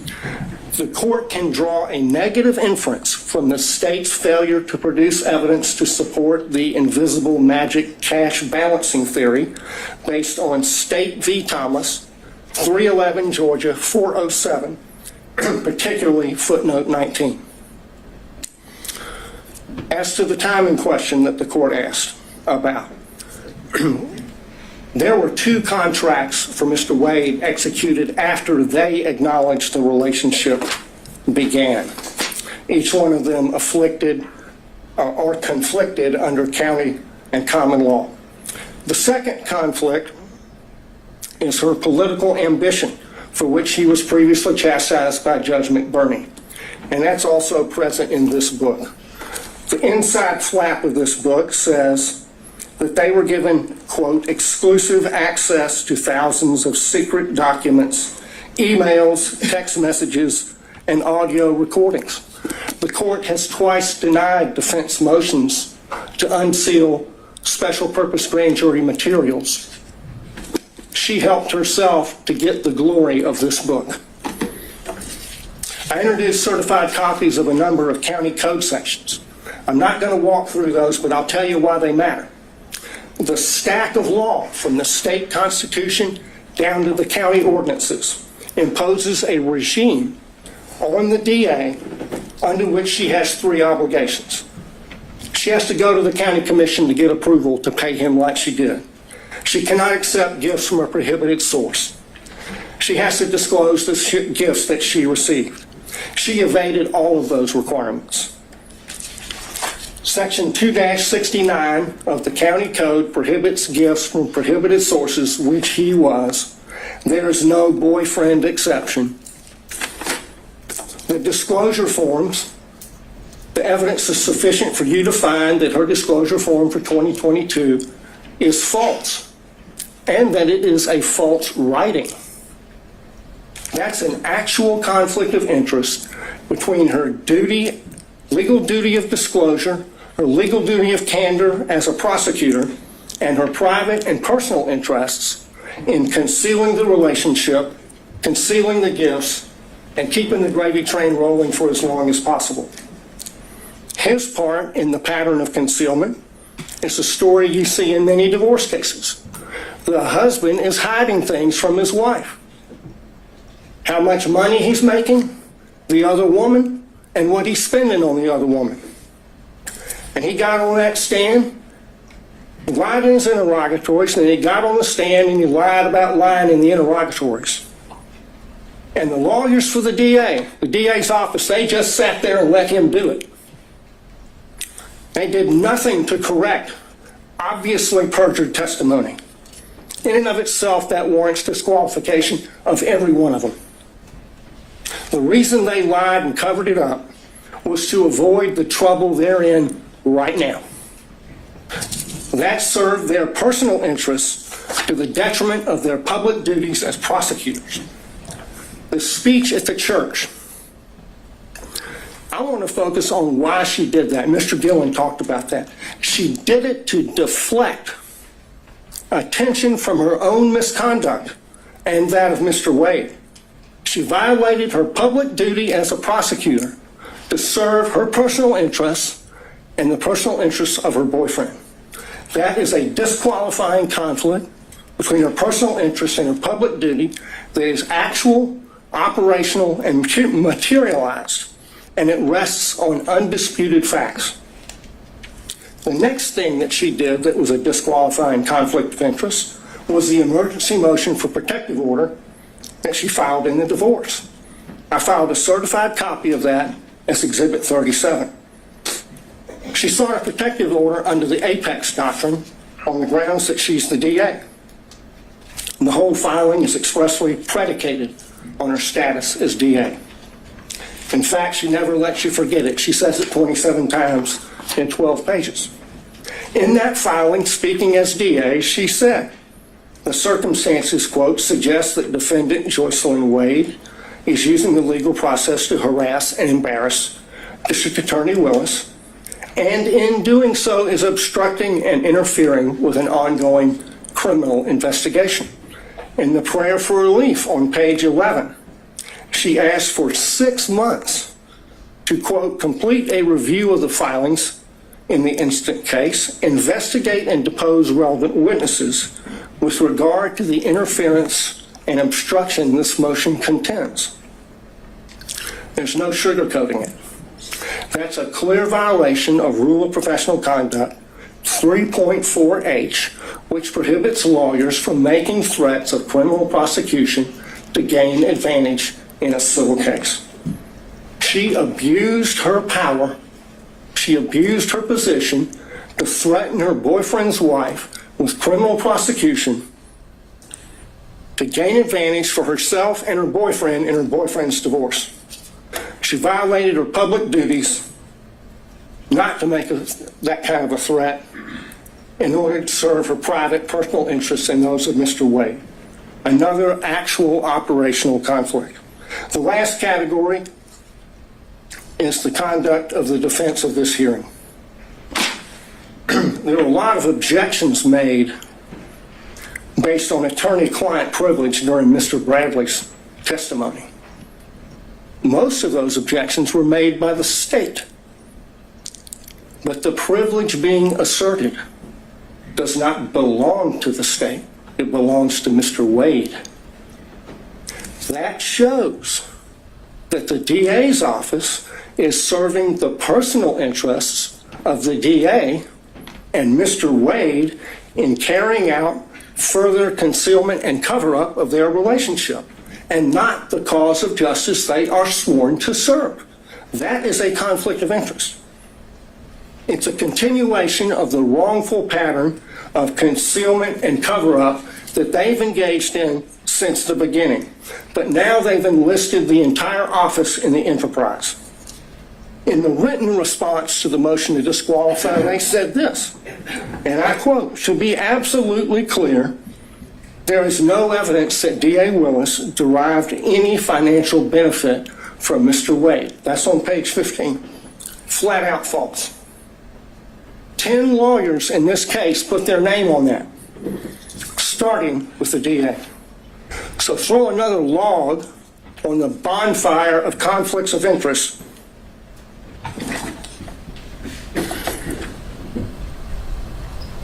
The problem here is the DA cannot distinguish between her personal interests and ambitions on the one hand, and her public duties as a prosecutor on the other, and apparently neither can anyone else in their office. Of the 6 conflicts I've identified, only one is subject to a conflict in the evidence. This is a case study in what happens when you operate under a conflict of interest. It's put an irreparable stain on the case. Think of the message that would be sent if they were not disqualified. If this is tolerated, we'll get more of it. This office is a global laughingstock because of their conduct.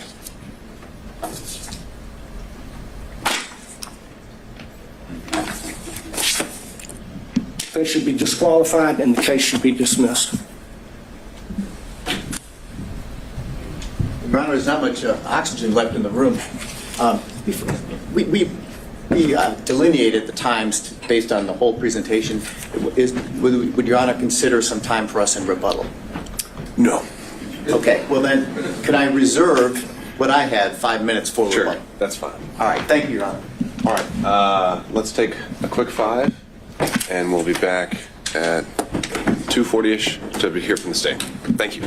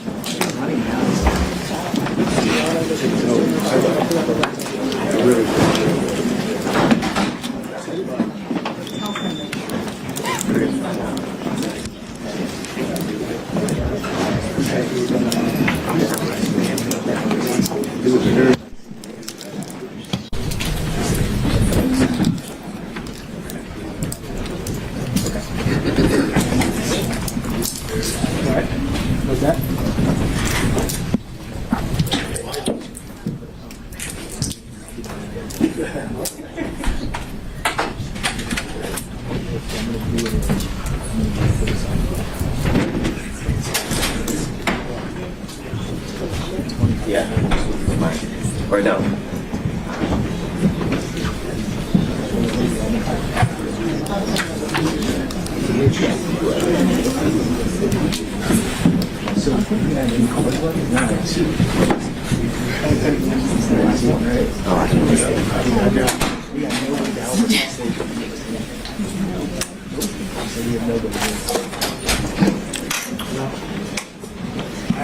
Sir. Just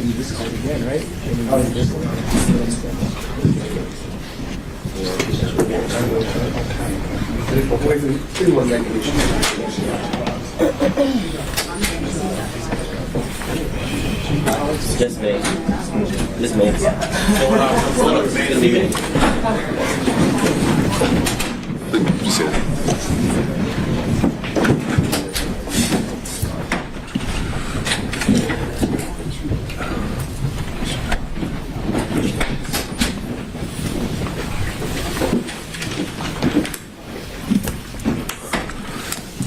All right, we're back on the record.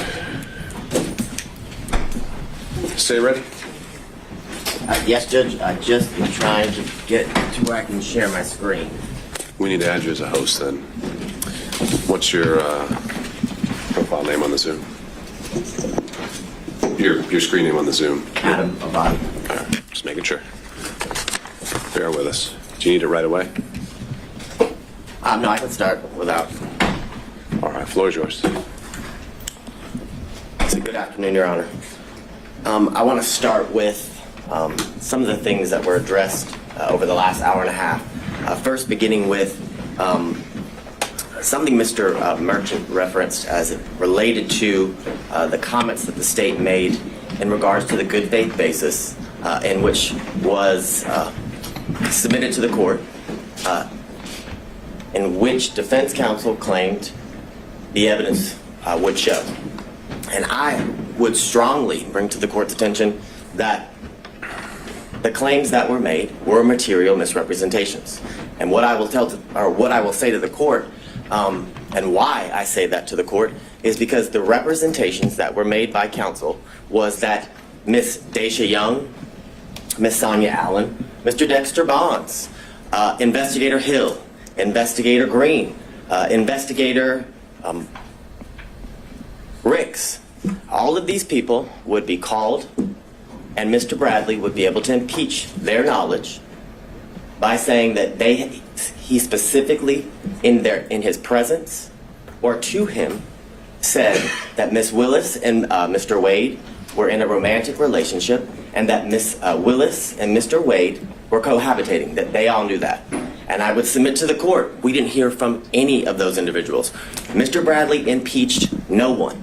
And I say no one because he did not impeach Mr. Wade. In order to properly impeach a witness, you have to confront the witness with the specific statements. Mr. Wade, and you can look back at the YouTube of the entire hearings of the last couple days, Mr. Wade wasn't once confronted with a statement that he claimed or said, or that is claimed that he said to Mr. Bradley. The way you properly impeach somebody, you have to confront the witness. Here would be Mr. Wade, and once he makes a statement that you believe to be inconsistent, and you have a witness who can prove that inconsistency, that's when you call that witness. And when Mr. Wade was on the stand, not once was he asked, did you tell Mr. Bradley this in a confidential conversation in your conference room that was not covered under attorney-client privilege? That was not asked. The specifics of that conversation was not asked. So any testimony that Mr. Bradley testified to is impermissible. It is improper impeachment because they did not confront Mr. Wade with it. So that's where the state would begin with the comments that Mr. Merchant made about me referencing his wife as lying. I never called Ms. Merchant a liar. I never used those words. I don't know why she made the material misrepresentations. It could be because Mr. Bradley lied to her. I don't know the reason. But I can submit to the court that those were material misrepresentations that were made to this court on the day a few Mondays ago as everyone was arguing the motions to quash certain subpoenas. I'd also bring to the court's attention that during that motion to quash subpoenas, certain subpoenas, Ms. Yurdy's attorney appeared, Mr. Partridge, and he made very clear on that Zoom that Ms. Yurdy had absolutely no knowledge of a romantic relationship and absolutely no knowledge of cohabitation. Those were the specific references that he made. So what I would submit to the court is those are considered adoptive admissions that his client has made based on the statements he made because of the representations she made to him.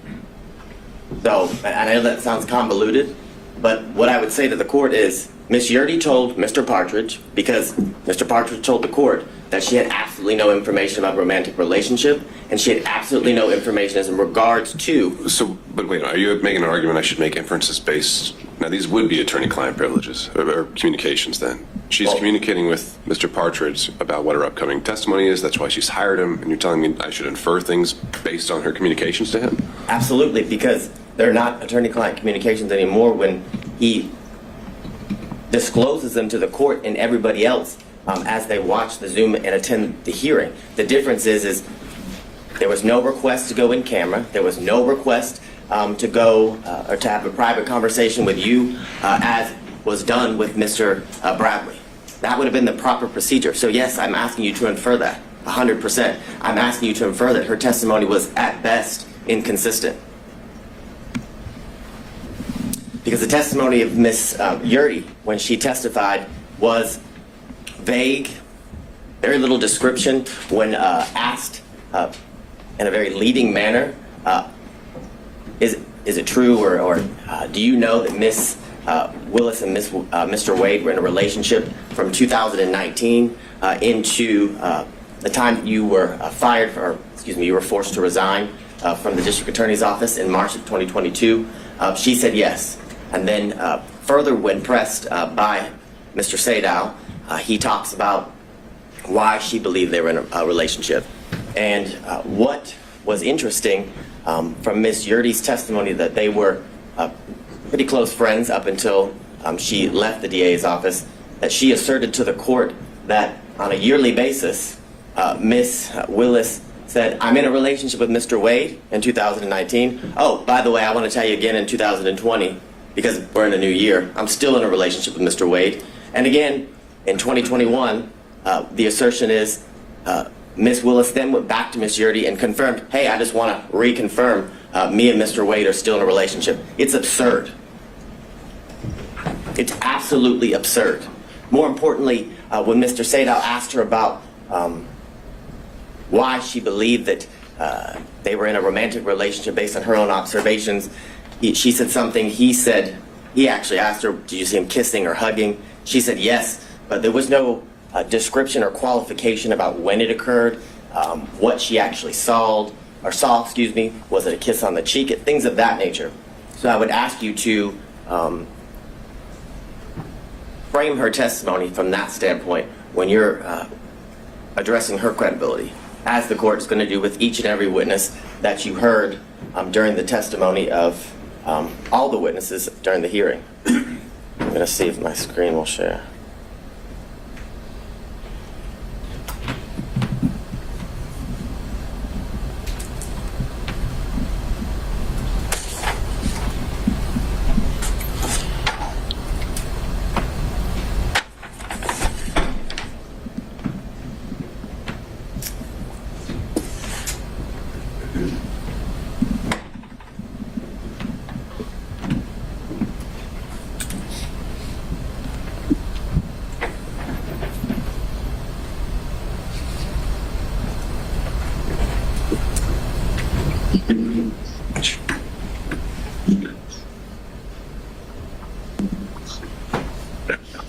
Now, I want to talk a little bit about the standard and the burden here in this instance as it relates to defense counsel and the claims that they have made in the motion to disqualify.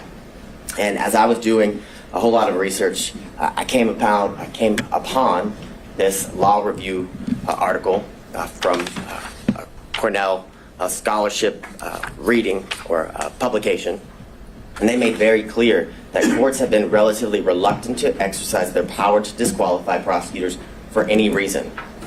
And that goes along with the standard what the state would submit to the court, is that the defense has to show an actual conflict. And in this instance, they have to show the actual conflict would be that Ms. Willis received a financial benefit or gain and did it got it based upon the outcome of the case.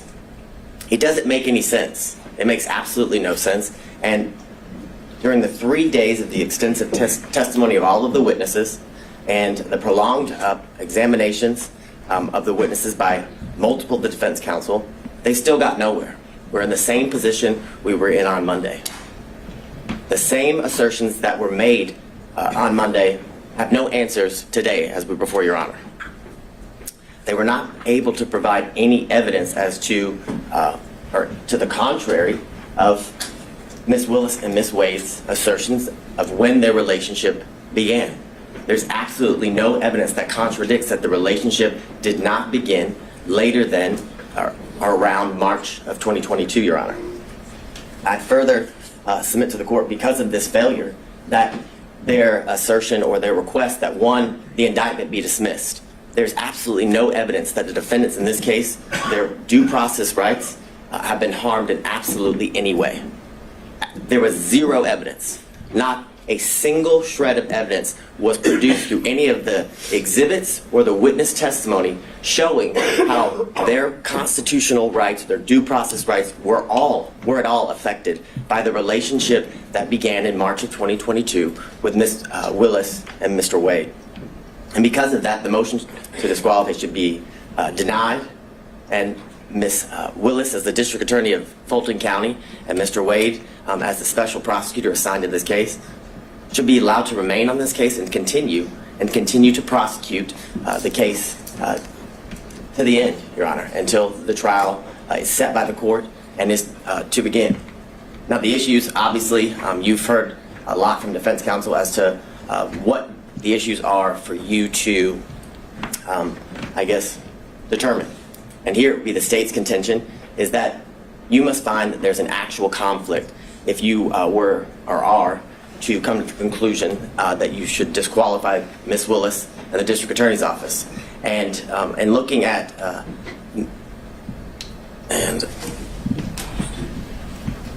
what I think you're talking about, is this Ventura? It's McGlynn v. State, McGlynn v. State, 342 Georgia Appeal 170. It's a 2017 case. In that case, as it talks about the standard of proof that the defense, or the burden that the defense must show and go to show an actual conflict, is they say it's a high standard of proof, which is definitely not a preponderance of the evidence, which is a much lower burden for any party who's trying to meet that standard of preponderance. But it's clear that what the standard is that it's a high standard of proof for both when determining whether there's an actual conflict and when there's forensic misconduct that is found, Your Honor. And I want to go through some of the cases that defense counsel has referenced as they argued here today and in their filings.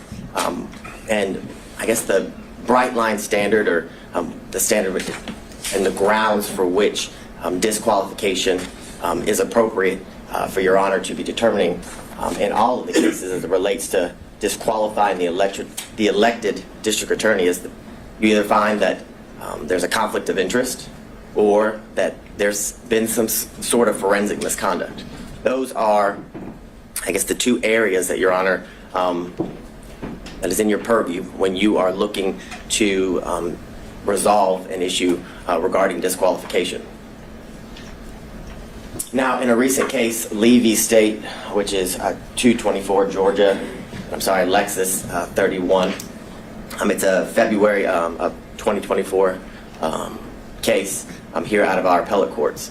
And in that case, Justice Pinson wrote that a trial court did not abuse its discretion by failing to disqualify an assistant district attorney absent an actual conflict of interest. And that is the case that was ruled on by the Georgia Court of Appeals about a month ago, Your Honor. Now, the cases in which defense counsel has relied on in their briefs and here today, I would submit to the court the cites are misleading, many of them are inapplicable, and some of them actually support the state's position. And what I would say to you is that the defendants, in many instances, combine language from the multiple cases and kind of what I would say is misstates the law as it relates to what the law or what is required in order for an elected district attorney and their office to be disqualified. And what I would submit to the court is... Let's go back to that. Show me how. Yes. Show you how. So I think the first one they cited was battle versus the state. Certainly a conflict of interest or the appearance of impropriety can be the grounds of disqualification. Well, there are a number of these cases that seem to exclusively rely on the appearance of impropriety. right. So they acknowledge that there's some ambiguity here, that sometimes Whitworth gets cited to Ventura, and we've got this quote that comes up where it's just they only cite to an actual conflict that must be involved. They acknowledge the ambiguity. You're saying there's no ambiguity whatsoever. I am saying that, and why I am saying that, why I would submit that to the court, is in all of those cases, they do reference the appearance of an impropriety, but they reference that because they also find there's an actual conflict in each one of those cases. So your position would be, your review of the case law, there's never been an appellate opinion that relied only on an appearance of propriety. As it relates to a prosecutor or district attorney, yes, that is what I'm saying. What I would say is in those cases, they do reference the fact that there is an appearance of impropriety, but they reference that fact because when you have an actual conflict, there's always an appearance of impropriety. And those are what those cases stand for. And I guess that is the main example of what I reference as they kind of combine the language from separate and different cases and tell you that the standard is an appearance of impropriety. And I would submit to the court that is not the standard. And in my first reading, like Your Honor, I did notice that the cases each reference the appearance of impropriety, but also that appearance arose from the fact that the court found an actual conflict in each one of those cases. So I won't belabor the point in going through all of the cases that the defense had cited, but what I would submit to the court in reading those cases is that I found that they kind of fell into 5 categories. That some that didn't concern disqualification at all, some that determined or that were about, I call it divided loyalty, which is a conflict that arises from representing becoming a prosecutor and then having represented the defendant prior to becoming a prosecutor, and then whether there's an actual personal interest in the outcome, and then others talk about whether the defendant was denied a fundamentally fair trial at the conclusion and of the case after conviction.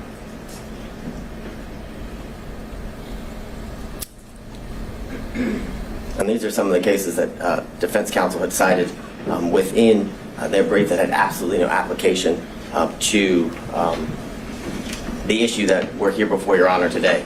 The first, McIver v. State, has nothing to do, or has nothing related to the disqualification of anyone. And I think some of these are just relating to kind of aspiring for broad language about standards to prosecutors. So point taken there.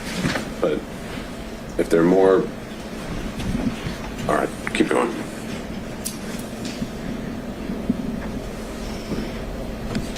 So as it relates to one of the cases that was referenced here earlier and is also referenced in some of the briefing by defense counsel is the Regency v. State, which is 287 Georgia 542, and all of the cases that fall under this, what I would call category, is about a attorney who formerly prosecuted a defendant in I guess the same type of case or the same case or similar charges, and that would be why the courts found that disqualification would be necessary because of the relationship that existed between the former client and the now person who's being prosecuted, Your Honor.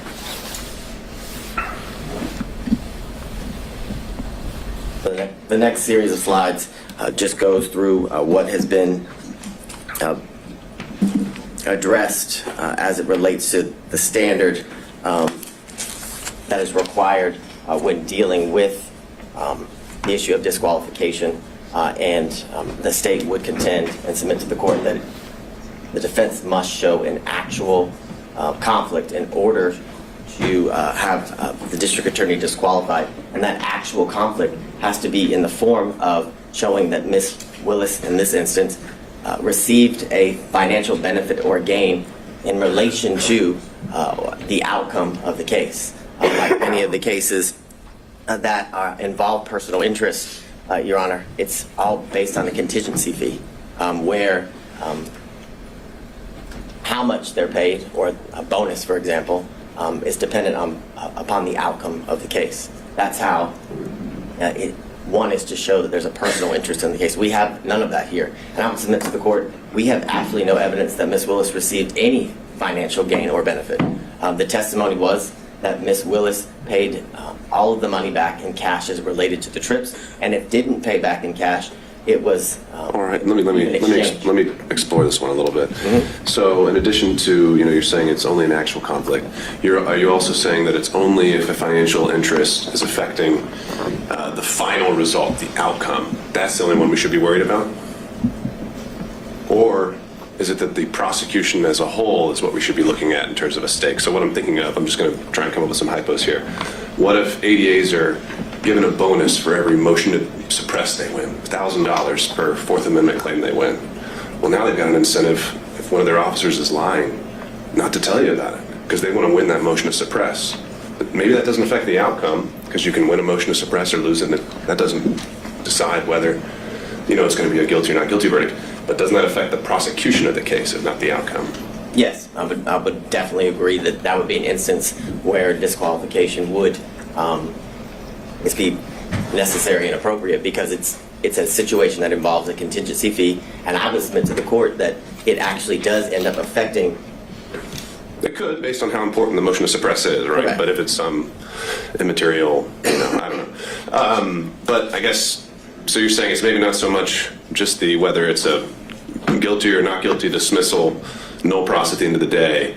It is actually the conduct of the prosecution that should be looked at throughout the course of the prosecution. Correct, as it relates to how it affects the prosecution, which I would submit to the court ultimately is going to affect the end outcome of the case. If you have a contingency fee based on winning, or how, if you win a motion to suppress, and if you win, you get a bonus, as Your Honor referenced.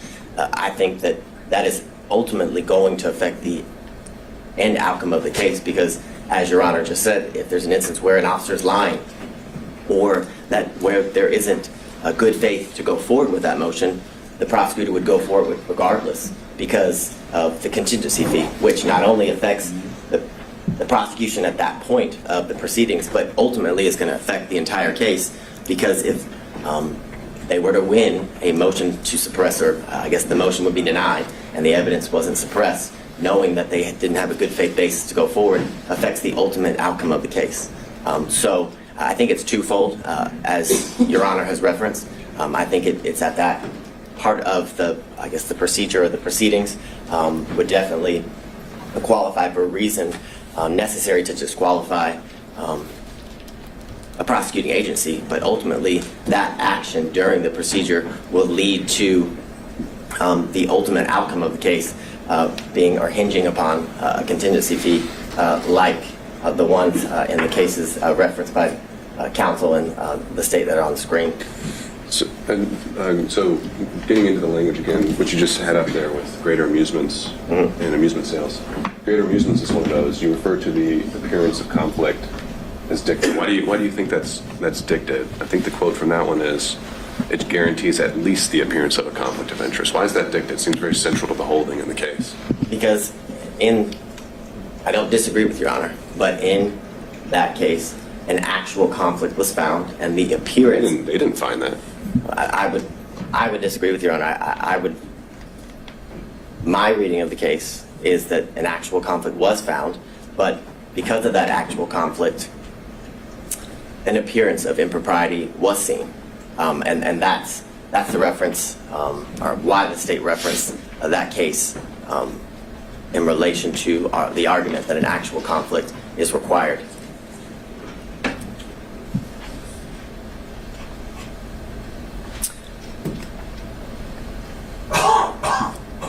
on the series of cases, Young, that was referenced by defense counsel, as well as Nichols v. State, are both instances where there's a personal interest in the case due to the situation and where at one point they were opposing parties. And of course there's a personal interest or stake as it relates to prosecuting an opposing party in a civil claim, which are what both of those cases reference, which shows that there's an actual conflict of interest that relates to the personal gain of the specific prosecuting agency. And what do you make of Nichols' reference to, it's an older case. Sometimes the language can be, we're not accustomed to seeing that there's, they refer to the metaphor of Caesar's wife. And generally when that's used as a ethical standard, that's something that goes beyond just an actual conflict, right? Isn't the beyond reproach getting more into appearance world? Is it getting beyond? No, isn't getting into the appearance aspect of things when we're talking about Caesar's wife. But I think it goes beyond that based on the language of the holding in that case, where it literally says that the individual had a personal interest in obtaining a fee by forcing a settlement in the civil case and using the criminal case as leverage. So that's not an appearance of impropriety. That is an actual conflict of interest in which arises because of the individual's personal stake in the end outcome of the case, Your Honor. So that's how I would differentiate, I guess, the representations of defense counsel as it relates to the standard or the burden that must be shown, and why the state would submit to the court, and the most recent ruling out of the Georgia appellate courts that an actual conflict is required to be shown. So I'm going to skip through these series of slides. You've heard all about Whitworth.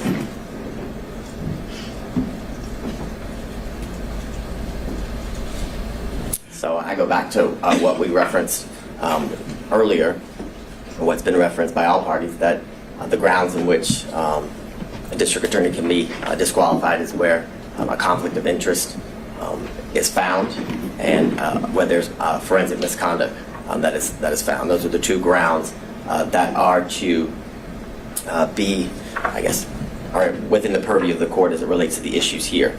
And again, I go back to the most recent case that was Justice Pinson wrote about, and that there must be, by failing to disqualify the assistant district attorney, absent an actual conflict of interest. I think the language there is very clear, and I think it's very controlling, and I think it's purposeful, I would submit to the court, because an actual conflict of interest is what is required in order for a district attorney to be disqualified, because the cases make very clear, and through the precedent relating to this issue, that a disqualification of a district attorney is the last, for lack of better words, ditch effort that should be exercised as it relates to the court in curing certain conflicts that may arise.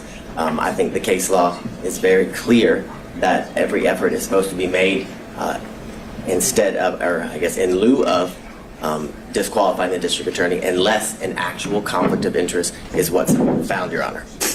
And it can't be cured.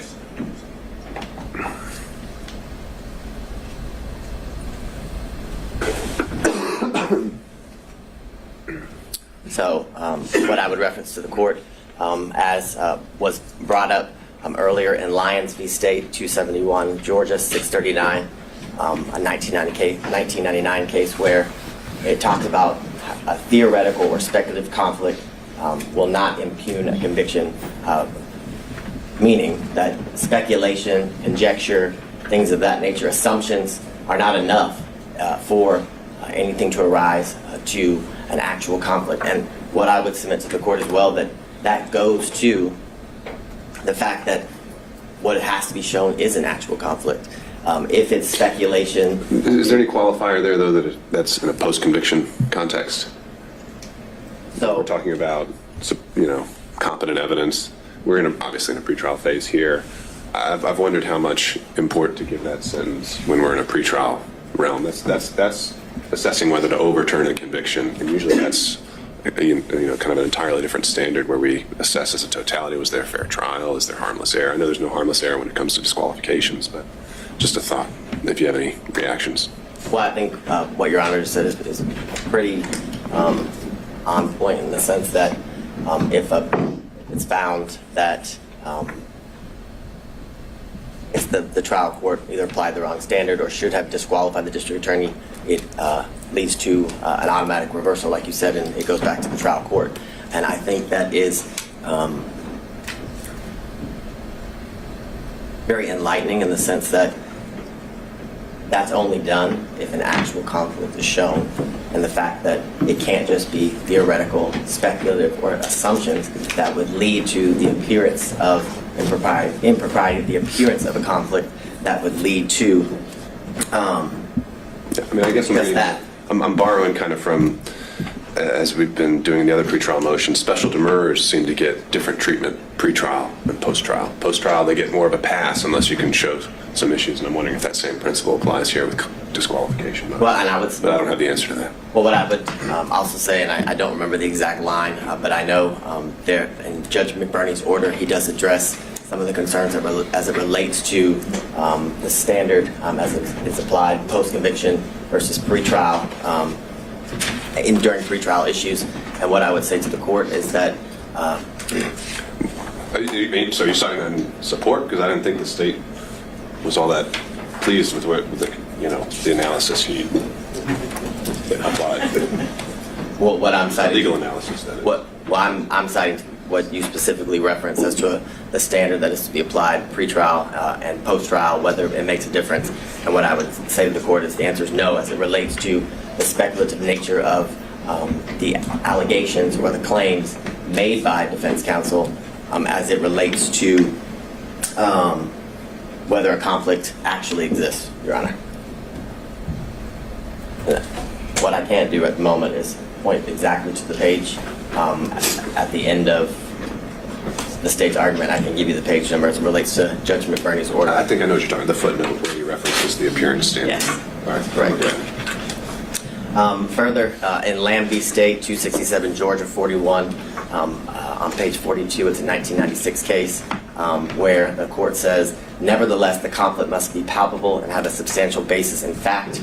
A theoretical or speculative conflict will not impugn a conviction which is supported by competent evidence. Now, I understand as it relates to the post-conviction factor or the status of the case being a post-conviction based on Your Honor's earlier inquiry, but I would submit to the court that as it relates to the issue of disqualification, that the standard is the same whether it's post-conviction or pre-trial.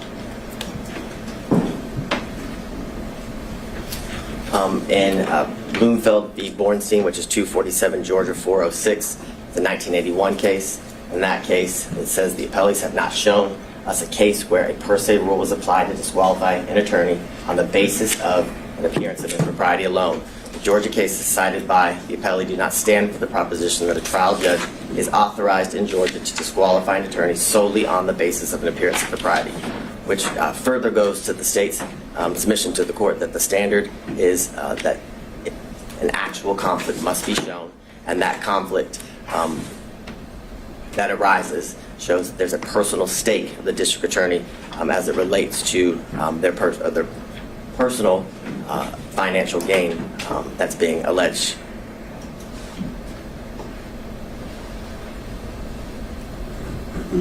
So in the case that's been referenced by all parties here today, Whitworth v. State 275 Georgia, Appeal 790 to 2005 case. In that case, it says Whitworth's complaints are largely based on speculation and conjecture. Applying any evidence standard to the record, it is clear that the trial court did not abuse its discretion in denying Whitworth's motion to disqualify Morgan based upon his personal interest in his conviction. Aren't we past the speculation and conjecture aspect of this, though? I mean, the original and the core of the financial allegation is that there is a relationship and that money has changed hands. There's maybe still an open question of where the ledger stands, but I think it was conceded that balance could run in one way or in the district attorney's favor. Is that contested? Yes. What's not contested is that a relationship did develop between... And that purchases were made back and forth. That's the state's position. That is the state's position, but they were made back and forth. The purchases were made back and forth, either to equal the money that was spent by one party or the other, and if that wasn't done, cash was exchanged in order to equal the costs that were paid by either one of the parties. Right. But that's a facted issue, whether it was, split even, or whether it goes a little bit one way or another, or whether it's all the way $10,000 one way or another. That's a fact and issue as a result of the hearing, but it's no longer just the theory that money changed hands is no longer speculation or conjecture. Well, I agree that money actually changed hands is not speculation and conjecture, but whether that money that changed hands had any financial benefit or gain to the district attorney, that is all speculation and conjecture. I would submit to the court. Absolutely all speculation and conjecture to harass and honestly embarrass the district attorney based on some of the questions that were asked that had absolutely nothing to do with the proceedings that we were here. For example, the lien on her alleged house. That was highly irrelevant, had nothing to do with the proceedings and the exchange of money between the district attorney and Mr. Wade. And the point of that line of questioning was to, again, embarrass and harass the district attorney in a way that was very public, and in a way that was to impugn her character as it relates to that line of questioning in front of the court, in front of anyone watching the proceedings as it unfolded. And the language in Whitworth, I would again submit to the court, requires that an actual conflict must be shown, which is why the reference to speculation and conjecture is again a reference, because speculation and conjecture leads to or equals an appearance of impropriety, not necessarily an actual conflict, which I submit to the court is what is required based on the case law.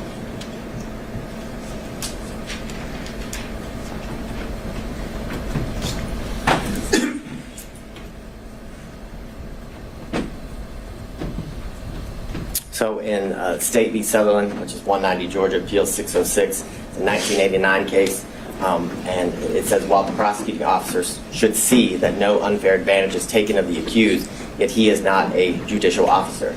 Those who are required to exercise judicial function in the case are the judge and the jury. The public prosecutor is necessarily a partisan in the case.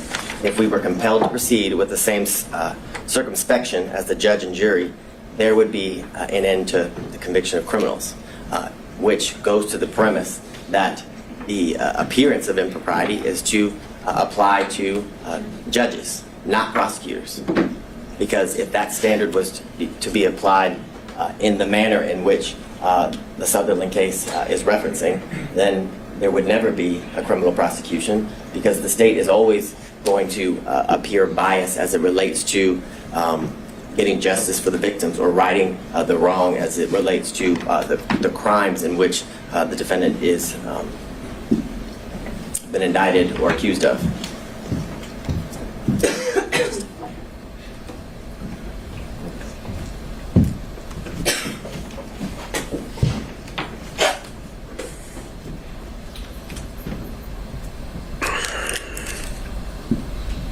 So I want to move into I guess the evidence that Your Honor saw and heard during the last couple of days, 3 total days of testimony as it relates to the witnesses. You heard from Ms. Yurdy, who the state would contend is a disgruntled former employee. You heard from Terrence Bradley, also someone who is a disgruntled former partner.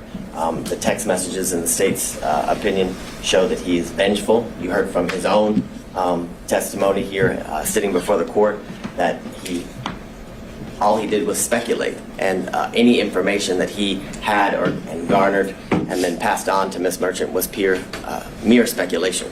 I believe he said that over and over again when asked if he had personal knowledge. My recollection is around 15 times he said he had absolutely no personal knowledge of a romantic relationship between the DA and Mr. Wade. You also heard from the special prosecutor, Mr. Wade, a former judge. You heard from the 80th governor of the state of Georgia, Roy Barnes. You heard from the first female elected district attorney of Fulton County, and you heard from her father, who was a 40-plus year practicing attorney in good standing when he left the practice of law. And what I would submit to the court is that Miss Gertie's testimony was nothing more than inconsistent at best, based on what I referenced to the court earlier as it relates to the representations that were made by her counsel prior to. Are those in evidence? Would his responses during a motion to quash, which weren't subject to cross-examination by defense attorneys, weren't even part of the evidentiary record of the hearing? Again, I'm just kind of puzzled by that. You didn't ask the question of Ms. Gertie, what did you tell your attorney before coming here? And then we could have dealt with privilege issues and whatever else. I would agree with the court. It's not in evidence, but it was a statement by an officer of this court to the court during a hearing related to her testimony and how we would proceed with her testimony in this hearing. But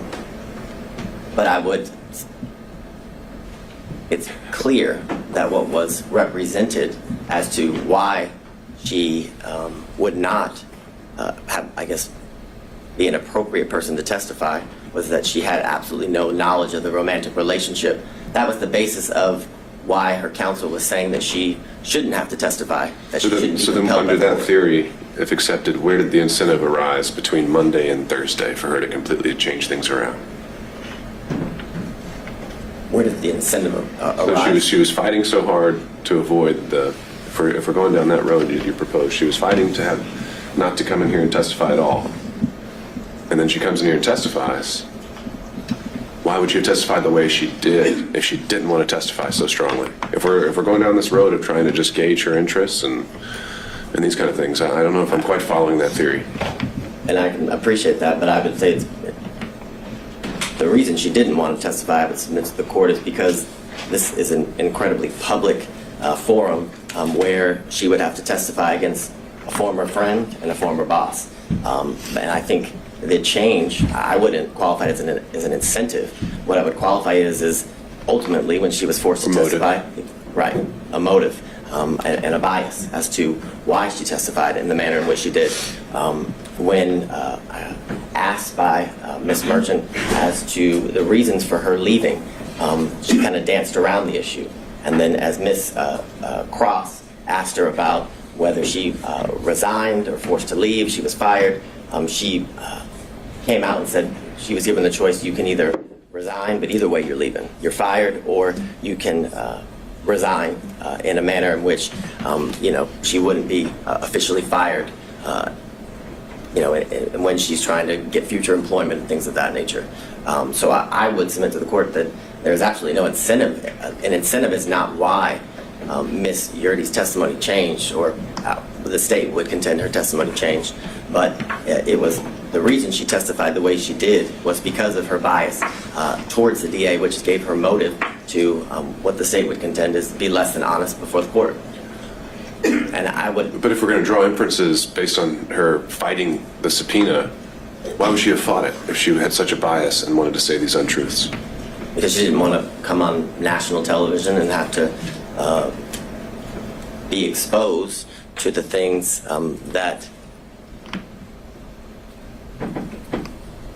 well, I don't know anybody who wants to testify before a court in a normal trial, a normal proceeding, but one of what I would qualify in this high profile of nature, where everybody would be able to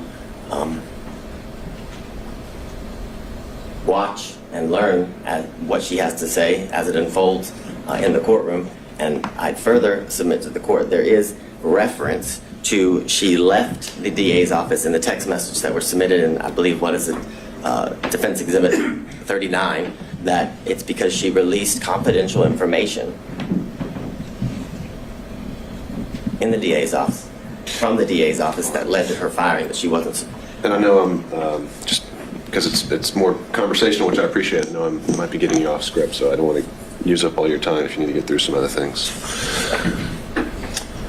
Next, Terrence Bradley, and I believe the one thing that the state and defense counsel can agree on, that he was less than honest at times during the proceeding and during his testimony. He, when pressed or asked by Mr. Sadow why he was fired, he basically chalked it up to a dispute between partners in a business. But when pressed by Ms. Cross, it was clear that that wasn't the reason. And what I would submit to the court, what has been referenced by defense counsel as baffling as to why the state would go into such a topic area. The state, as all counsel has when appearing before the court, has a duty of candor. And when Ms. Cross knew she was going to have to cross Mr. Bradley, she knew he lied. And she had a duty of candor to the court, in the state's opinion, to expose that. More importantly, it goes to his credibility and the statements that had been represented by defense counsel that he allegedly had made in the past. So it was important to bring that to the court's attention, because when a witness is testifying, the court is assessing their credibility and determined to whether to believe the veracity of the statements made by the witness or not. So that is the most important factor when determining whether somebody is telling the truth or a lie. Furthermore, he reluctantly, when pressed, finally admitted that he paid off the assault victim. Eventually it started with an escrow account, led to he did pay off the victim in that case. He testified over a span of 3 days, and like I referenced to the court, he must have said 15 times that he had no personal first-hand knowledge as it relates to the relationship between Ms. Willis and Mr. Wade. More importantly, when pressed by counsel, he could not pinpoint a time in which he knew that the relationship occurred. There were many instances in which he described that very well could have fallen within the time frame that was testified and by both Ms. Willis and Mr. Wade as it relates to the relationship beginning or transitioning into dating in March of 2022 and into the end of the relationship in August or the summer of 2023. And as I referenced to the court, the statements that Mr. Bradley made, the state would contend are inadmissible hearsay as it relates to the statements that he was pressed and asked about what Mr. Wade told him, because Mr. Wade was never confronted with those statements. And in order for impeachment to be proper, he must be confronted with the specific statements that are alleged to have been made in order to impeach him. Again, Mr. Bradley had every motive to lie. I believe the text messages are kind of clear, are very clear as it relates to his disdain towards Mr. Wade, which due to the fact that he was expelled or exiled from a thriving law practice, and it was clear the practice, and Mr. Wade sided with the alleged sexual assault victim, which is clear he assaulted her due to the fact that he paid her off. And as I referenced earlier, Ms. Merchant represented to the court that Mr. Bradley had personal first-hand knowledge, basically of it all, of everything, and that he would be able to basically be an impeaching machine. I think Your Honor referenced him as the star witness when you were addressing the claims that were made by Ms. Cross in relations to Ms. Merchant's representations to the court. And what I would submit to the court is that all Mr. Bradley's representations as it relates to whether or when the relationship between Ms. Willis and Mr. Wade began, and whether they cohabitated, because that was a promise that was also made, that he would be able to impeach the investigators as it relates to cohabitation, was mere speculation, gossip, and innuendo. And this is, Your Honor. The impression I got, and we can correct this while we're all here together, is that Mr. Bradley directly overheard a statement from each of these individuals that they could be impeached with. Ms. Merchant, is that accurate? Directly overheard. Which ones are we talking about specifically? Well, essentially, that kind of seemed to be all of them. You had said Allen, Bond, Young, and then the investigators, Hill, Green, and Ricks, could all be directly impeached by statements overheard by Mr. Bradley. Yes. In reference to your question, the unequivocal answer was yes. And when Your Honor is looking through the text messages, I would submit to the court that the text messages don't even say or indicate what was represented to the court in relation to the good faith basis for this motion to disqualify as it relates to the testimony of and the ability to impeach witnesses through Mr. Bradley. What's been referenced by all counsel is Mr. Bradley's assertion of absolutely as it relates to whether the relationship existed prior to Mr. Wade's hiring. And the question in itself involves speculation, because it asks, do you think it started before she hired him? And he says absolutely. He doesn't say he knows. He doesn't provide any context as to how he knows. And in these text messages and through his testimony with the court, the source of his information was unclear. What I would say to the court, as to a lot of things, other than the one conversation that allegedly occurred between Mr. Wade and Mr. Bradley, and I would submit to the court that that conversation never occurred. That would be the state's contention. And how do we know that? We know that because that conversation was not confronted, or Mr. Wade was not confronted with that conversation. And that is evidence circumstantially, and I'd even say direct, as to that conversation non-existent. Because based on the representation made by defense counsel, it would be clear that that would be a conversation that would have been relayed to, because it wasn't privileged, as Your Honor found, that would have been relayed to Ms. Merchant. And if that conversation happened, you better believe that would have been a conversation that defense counsel would have confronted Mr. Wade with and against. And the reason they didn't do that was because it didn't exist. Again, you heard from Mr. John C. Floyd III, the district attorney's father. As Your Honor heard, he was a well-respected member of the legal community for over 40 years. But the importance of his testimony was to provide the court with corroboration as it relates to the years leading up to the relationship that transitioned into dating between the district attorney and Mr. Wade. What he testified to is that he moved into her South Fulton home in 2019. The evidence of his moving into that home at that time was his Georgia driver's license, official government document. He further testified that not only it wasn't that just Ms. Willis and himself live at the South Fulton home, but that he often would see on numerous occasions the significant other of Ms. Willis that was not Mr. Wade. He referenced that that person had a nickname of Deuce, and that he kept a lot of his belongings in the garage of Ms. Willis. He specifically said he kept a lot of his disc jockey equipment, is how he referred to it when before the court. He made very clear that he had never seen Mr. Wade at the South Fulton home that is owned by Ms. Willis. He made clear that he lived in that home with Ms. Willis and Ms. Willis alone, other than her two daughters who would occasionally visit that home until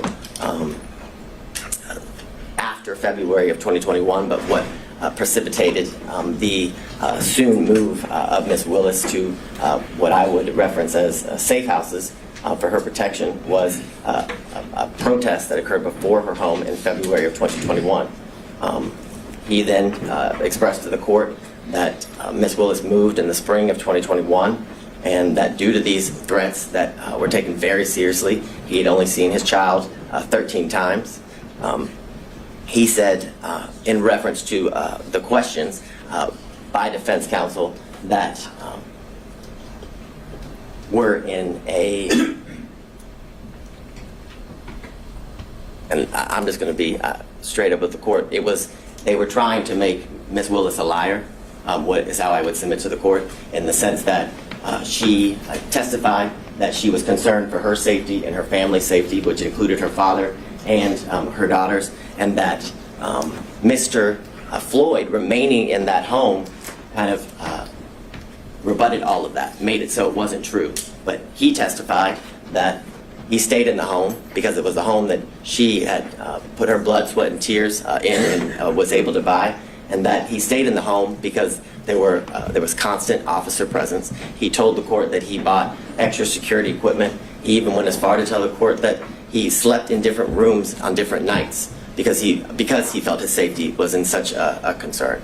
So I would submit to the court that line of questioning was done in an attempt to discredit Ms. Willis, but failed. Would be how the state would characterize it. Then he testified about the first time that he did meet Mr. Wade, which is in 2023 here at the district attorney's office, and he talked about how he kept cash in his home and why Ms. Willis kept cash in his home. And what the court should take note of is the state didn't ask Mr. Floyd about the cash in his home. That came out through the cross-examination of defense counsel. So there was, I guess, the implication that Mr. Floyd only did so due through his preparation with the state and his hearing and seeing news articles and clips related to the testimony that had occurred prior to him. But I would submit to the court that it's telling that information came out through questions that were asked by defense counsel, which gives credibility to the statements that were made. And he further explained as to why he taught his daughter to keep cash in the home as it relates to financial independence and having a safety net. It was further testified that he had multiple safes and that he gave Ms. Willis his first lockbox, or her first lockbox, for situations as she described when she was testifying. And what I want to make clear is during Ms. Willis's testimony, it was pressed about the cash and where she kept it, did it follow her, where she laid her head, and things of that nature, trying to further discredit the practice that she had as it relates to keeping cash in her home and why she had the ability to pay cash to Mr. Wade and other people and for other situations. And what the court should take note of is that there was no evidence that controverted that at all. Where was the evidence that controverted Ms. Willis's claim and practice of keeping cash in her home? There was none. In fact, the only evidence was it was substantiated through the testimony of her father, Mr. Floyd.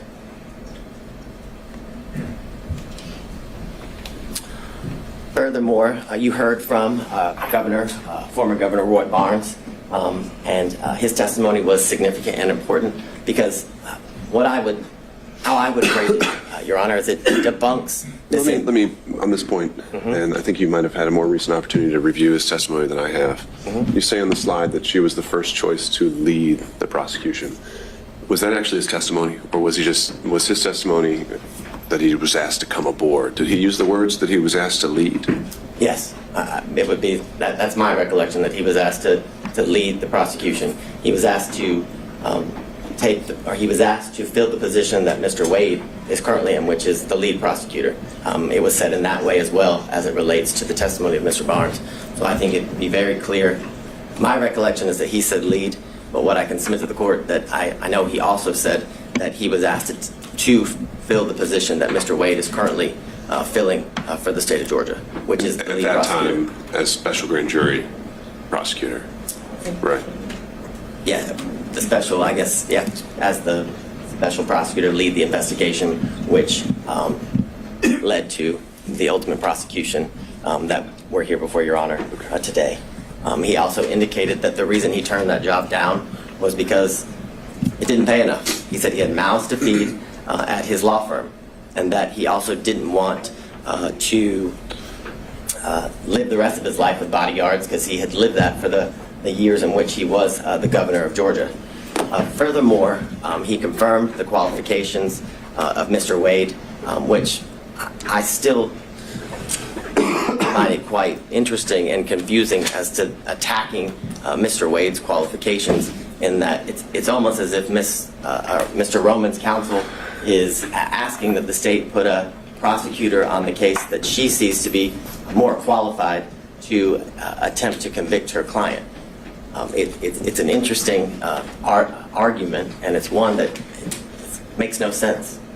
Furthermore, if you were to believe the claims and allegations as it relates to Ms. Willis' personal stake in the prosecution, the receiving of financial benefits and gains, then you'd have to believe that she was also dating Roy Barnes, the former governor, and Gay Banks, in addition to Mr. Wade.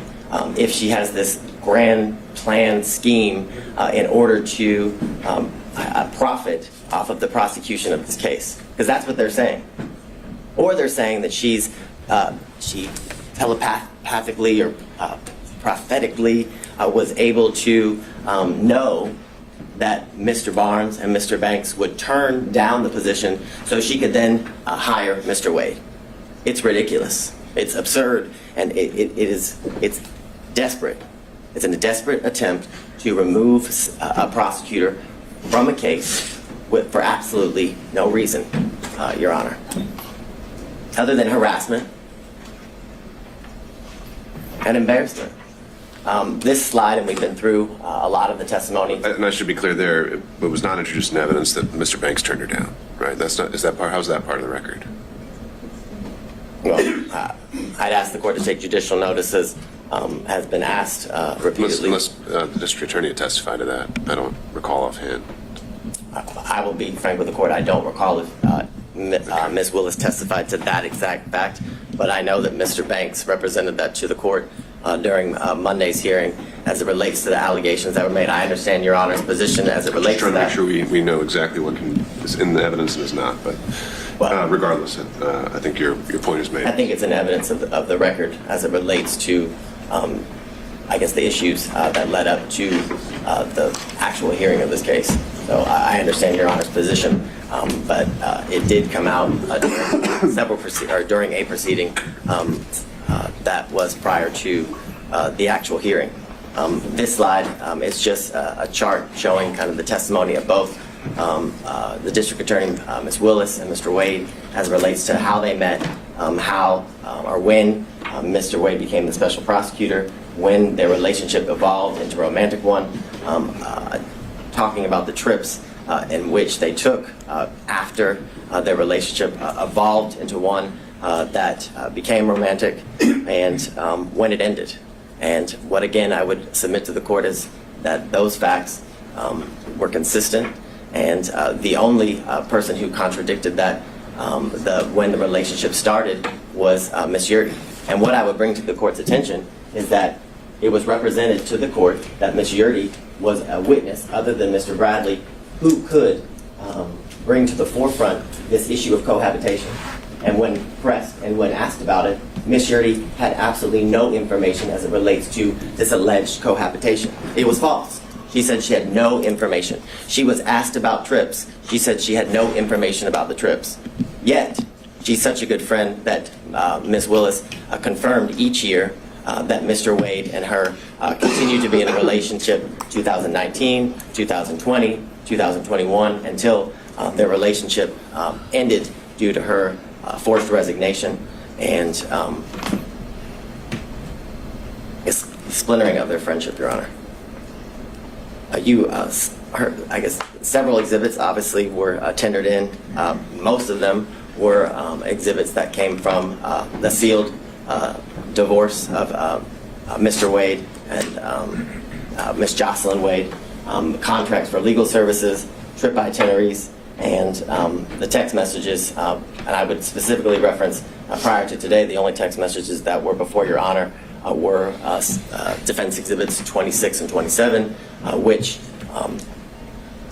it's the assertion of defense counsel that what those show is that Mr. Bradley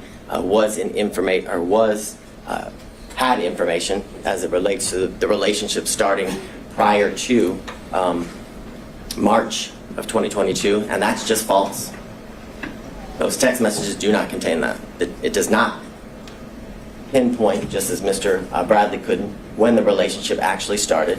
And furthermore, you have the testimony and the evidence of the text messages that it was mere speculation. If you, as Your Honor reviews the full chain of text messages, it is clearly Ms. Merchant and Mr. Bradley going through what I can describe as nothing else other than a mere fishing expedition between the two of them at first, because it's asked about certain members of the DA's office who would have information as it relates to specifically, for one, Ms. Young.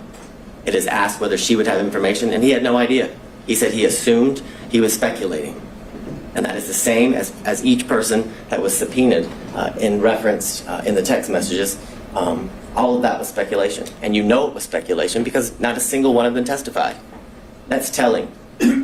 Because if it wasn't mere speculation, if it wasn't mere gossip, and if it wasn't mere conjecture, each one of those people who were subpoenaed would have been called to testify, like District Attorney Willis was, like Mr. Wade was, in order to be confronted and then impeached by Mr. Bradley. You've heard, obviously, about the phone records, and I have a maybe, because whether it comes into the purview of Your Honor as it relates to the determination that Your Honor is to make as it relates to the disqualification of the district attorney. You also have the affidavit from the employee who worked at the winery who confirmed that Ms. Willis did, in fact, pay in cash up to more than $400. And I understand that this is part of the proffer of the state, but it's important because that is a witness who the state didn't go find. That is a witness who went to CNN in order to confirm what Ms. Willis testified to, further giving her statement's credibility and credence before the court. You heard about... well, before we move on from that one, other than the foundational concerns, would you have a response to the proffer of the cell phone records? I have, I'll get to that now, I was going to get to it later, but I have several foundational concerns as it relates to the cell phone records. I don't think I've ever, as Mr. Sadow's motion makes very clear, the state uses cell phone records routinely. And I would agree with that. We use them routinely. But we use them with an expert. And they're always challenged. Right. So, like I said, in the interest of time, setting aside the foundational concerns. Oh, I thought you were asking about them. No. Focusing on the substance of them, assuming that it would be admissible in the guise that he's proffered. Maybe you have that further up, but what's the reaction to that? So, what I would say initially is that due to the fact that they were analyzed by someone who was a non-expert, the analyzation of those cell phone records were not properly peer-reviewed. They were not, it's clear from the state's review that the normal practices that are used to check the use of which kind of data is being used in reference to the two specific dates, I believe it's September 10th and 11th and November 29th and 30th. The affidavit that is used to say that Mr. Wade remains at Ms. Willis's, or in the area of Hateville, because again, during the hearing, the address for the Yurdy condo never came out. It was just that it was the Hateville condo. The actual phone number for Mr. Wade was never established. And the documents that were provided to the state that were certified business records did not have a subscriber page. So we have no idea that the number belongs to Mr. Wade. Now, I understand Your Honor wants to look past the foundational issues, and I can appreciate that.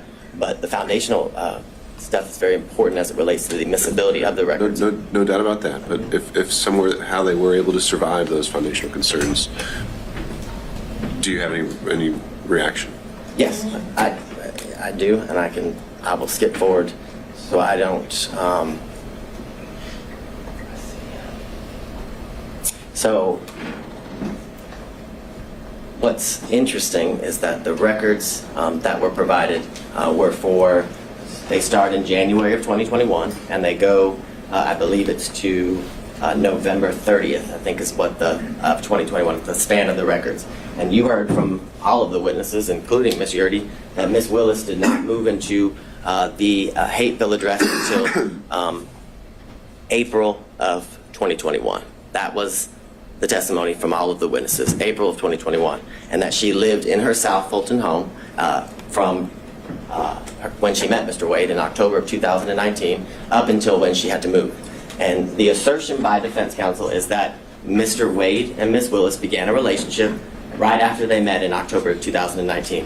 What's interesting and what's telling is that Mr. Wade's handset doesn't once appear in anywhere near the area of her South Fulton home, but they're dating, but they're in a serious relationship. And if you were to believe what the defense counsel says, that they have been in a relationship from October of 2019 up until she moves in April of 2021. So, a year and a half or so. But he never once enters the area of her home.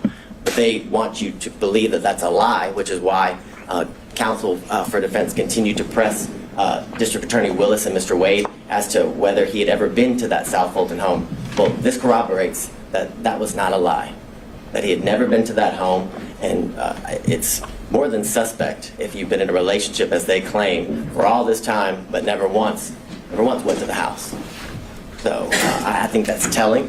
What I would also bring to the court's attention in the state's initial review of the records, that from January of 2021 to March of 2021, those times when Ms. Willis did not live again at the Hateville address, she didn't move there until April of 2021, that his handset appears in that area 23 times. Sure.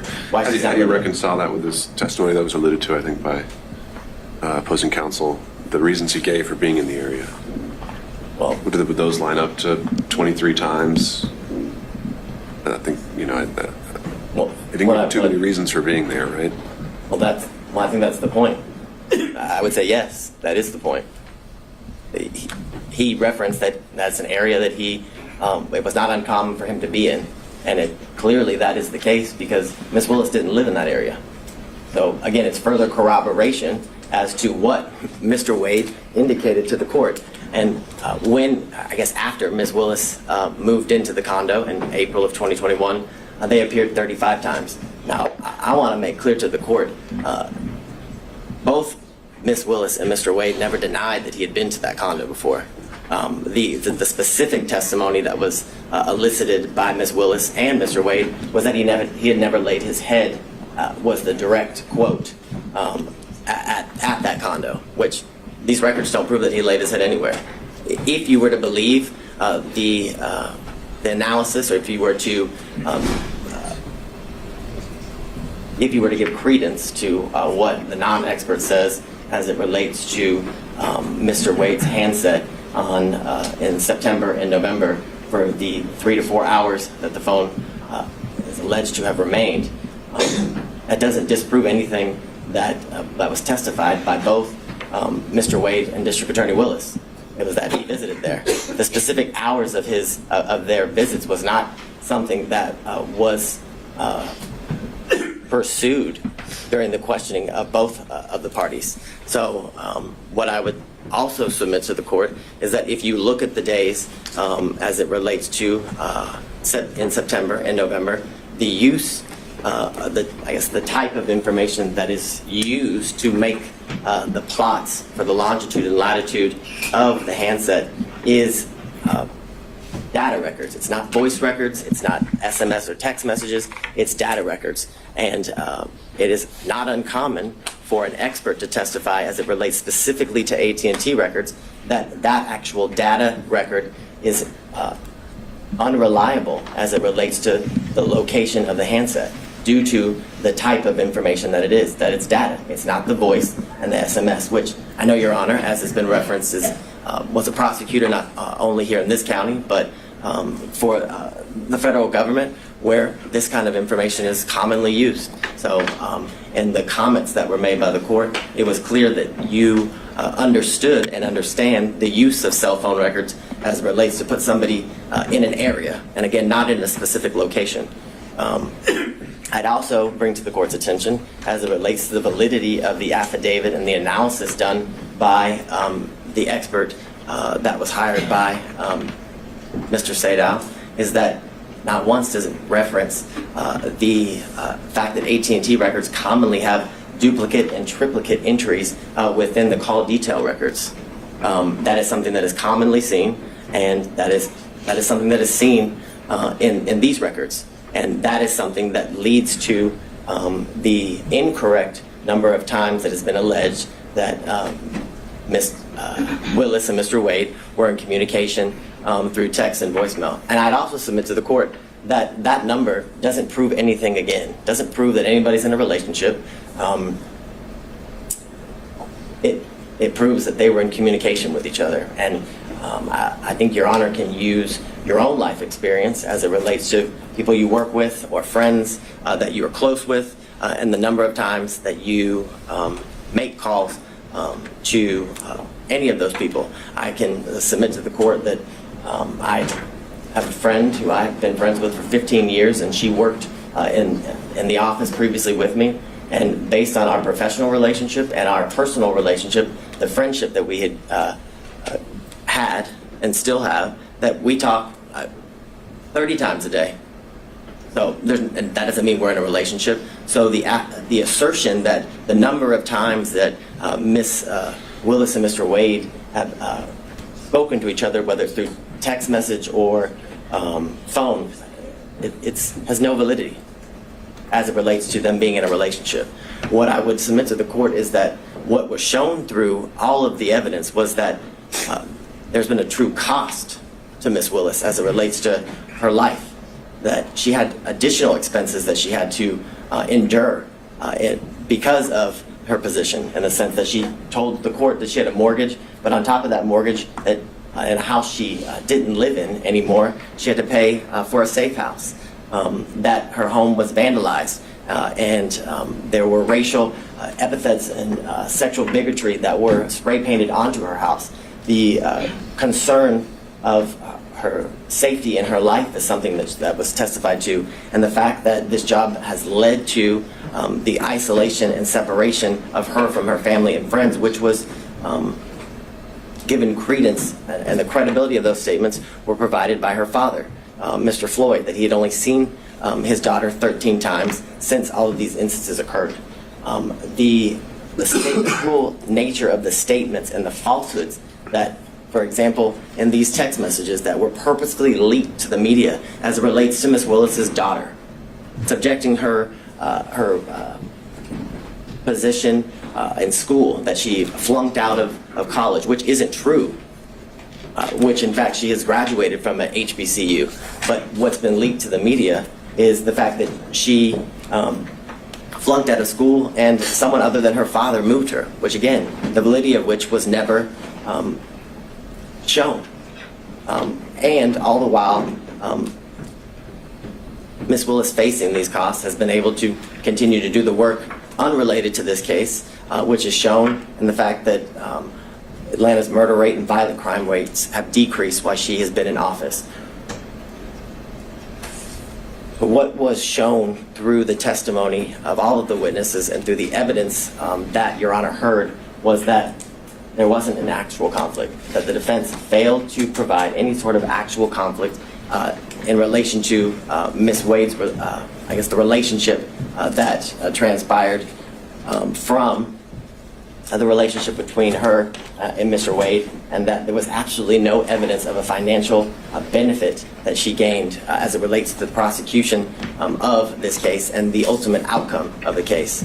The corroboration of all of that is the things that Your Honor is very much aware that she could have, I guess, financially benefited from stretching out the case, for lack of better words, by the special grand jury recommended that 39 individuals be indicted. But through her sifting through the special grand jury's report and all of the evidence with the team that indicted the case, they only went with 19 of the defendants, which had she gone with all 39, they're based on the defense counsel's assertions, would have given her the opportunity to certainly find these financial gains that are claimed through the allegations of defense counsel. More importantly, why would Ms. Willis repeatedly ask this court to set a trial date as soon as possible if her motive in prosecuting this case was to continue to financially gain as alleged from the prosecution of this case? It doesn't line up, it doesn't make sense, and it doesn't make sense for a reason, because it doesn't exist. More importantly, this office has multiple RICO and as well as large-scale cases like this one, and much larger, and they also there's a lot of high-profile prosecutions. If Ms. Willis's ultimate goal by hiring Mr. Wade was for her financial benefit, then she would put Mr. Wade on every single one of those cases.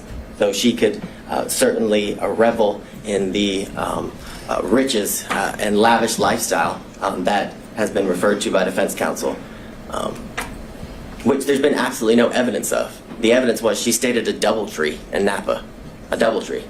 I don't know that to be a lavish hotel. Most people, when they go to Napa, if they want to lavishly experience Napa, stay at the Ritz-Carlton, the Four Seasons, things of that nature, not a DoubleTree. So the allegations and assertions that Ms. Willis was living the lifestyle of the rich and the famous is a joke, an absolute joke. As it relates to what you heard, and the secondary issue is the forensic misconduct. And for lack of better words, what has to be shown is that the statements that were made by Ms. Willis related to the prosecution of the case and ultimately the guilt or innocence of the defendants. And we have none of those statements. There's been no evidence. Nothing has been provided to your honor as it relates to Ms. Willis' specific statements made about any of the defendants and in relation to the guilt or innocence of any of the defendants. I forget which defense counsel referenced the fact that she said she had a 95% conviction rate.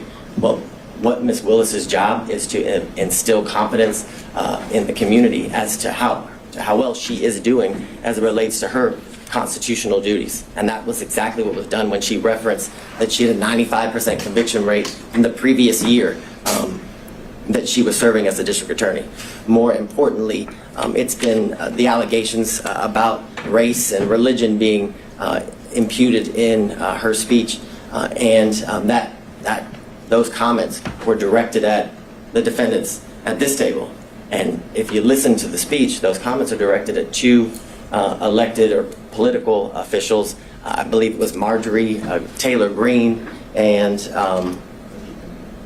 Ms. Bridget Thorne, who is a member of the Fulton County Board of Commissioners here. She specifically used their names. I don't know that they, and my knowledge is they're not supposed to be sitting at the table, and I haven't seen them in my work as it relates to this case, Your Honor. So those allegations that Ms. Willis committed forensic misconduct are, again, there's no validity to them. There's no evidence of them as it relates to any of those comments, which this is an issue that Judge McBurney has previously ruled on when these same allegations were alleged as it relates to extrajudicial statements made by Ms. Willis, and it involved a statement that the words fake electors were said by Ms. Willis, and he found there was absolutely no conduct that was impermissible as it relates to forensic misconduct.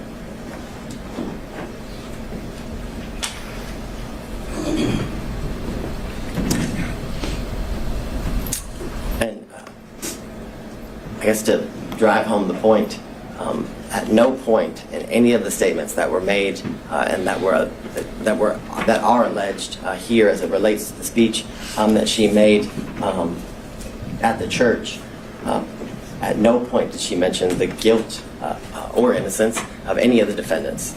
She, again, was merely responding to comments made by Marjorie Taylor Greene and Bridget Thorne, two other political officials, therefore making her comments not even close in the realm of any sort of forensic misconduct. What I find interesting is that defense counsel wants to make these allegations that Ms. Willis committed this forensic misconduct by the statements that she made in her defense as two unrelated, in this case, public officials criticized the job that she was doing. And I find the hypocrisy interesting in the sense that we've had video proffers released to the media by defense counsel, emails between counsel released to the media by defense counsel, statements have been made by defense counsel in relation to this case. We had the unredacted version of the cell phone records of Mr. Wade released to the media by defense counsel with his private and personal information causing the threat of harm to both Ms. Willis and Mr. Wade to increase. The most recent instance was the text messages that Your Honor hadn't ruled on their admissibility prior to their release, and it was made clear during the hearings that the ability to get those, the full chain, was something that they were unable to do. But they figured a way, and the minute they figured a way, they released it, the information to the media, simultaneously with turning it over to the state and the court. For all the reasons obviously stated before Your Honor, that this motion should be denied because the legal requirements that are required in order for the district attorney to be disqualified have not been satisfied. The defendants have failed to raise any issue legally or factually to satisfy the legal standard for disqualification. They must show an actual conflict. They've been unable to show that the prosecution of this case was at all a result of political bias, which has been accused, or accusations have been made, as well as demonstrated that the prosecution of this case was motivated by any means or any way because of malicious prosecution. And they haven't been able to prove that this case was one of selected prosecution for political benefit or gain. All allegations that have been made during the course of different hearings and the procedures as it relates to this case. What I would leave the court with, and how the state started the argument, is that courts have been generally unreceptive, if not hostile, to attempts to disqualify prosecutors based on pervasive and institutional conflicts, which makes clear that the burden, that the standard is very, very high that must be met in order for an elected district attorney to be disqualified. And that burden, that standard has not been met. An actual conflict has not been shown. And more importantly, in conjunction with that, there's been absolutely no evidence that the district attorney has benefited financially at all, but benefited financially in conjunction with any outcome, whether it be now or ultimately as it relates to the prosecution of this case. And because of all of those reasons, Your Honor, we respectfully request to deny defense counsel's motion to disqualify the elected district attorney, Ms. Fani Willis. All right, thank you, Mr. Biden. Your Honor, I think we have 5 minutes and 44 seconds. That's what it says. Mr. Cromwell. Ceding the, Oh, you, okay, handing it over. Understood. Mr. Sadow, all yours. Thank you.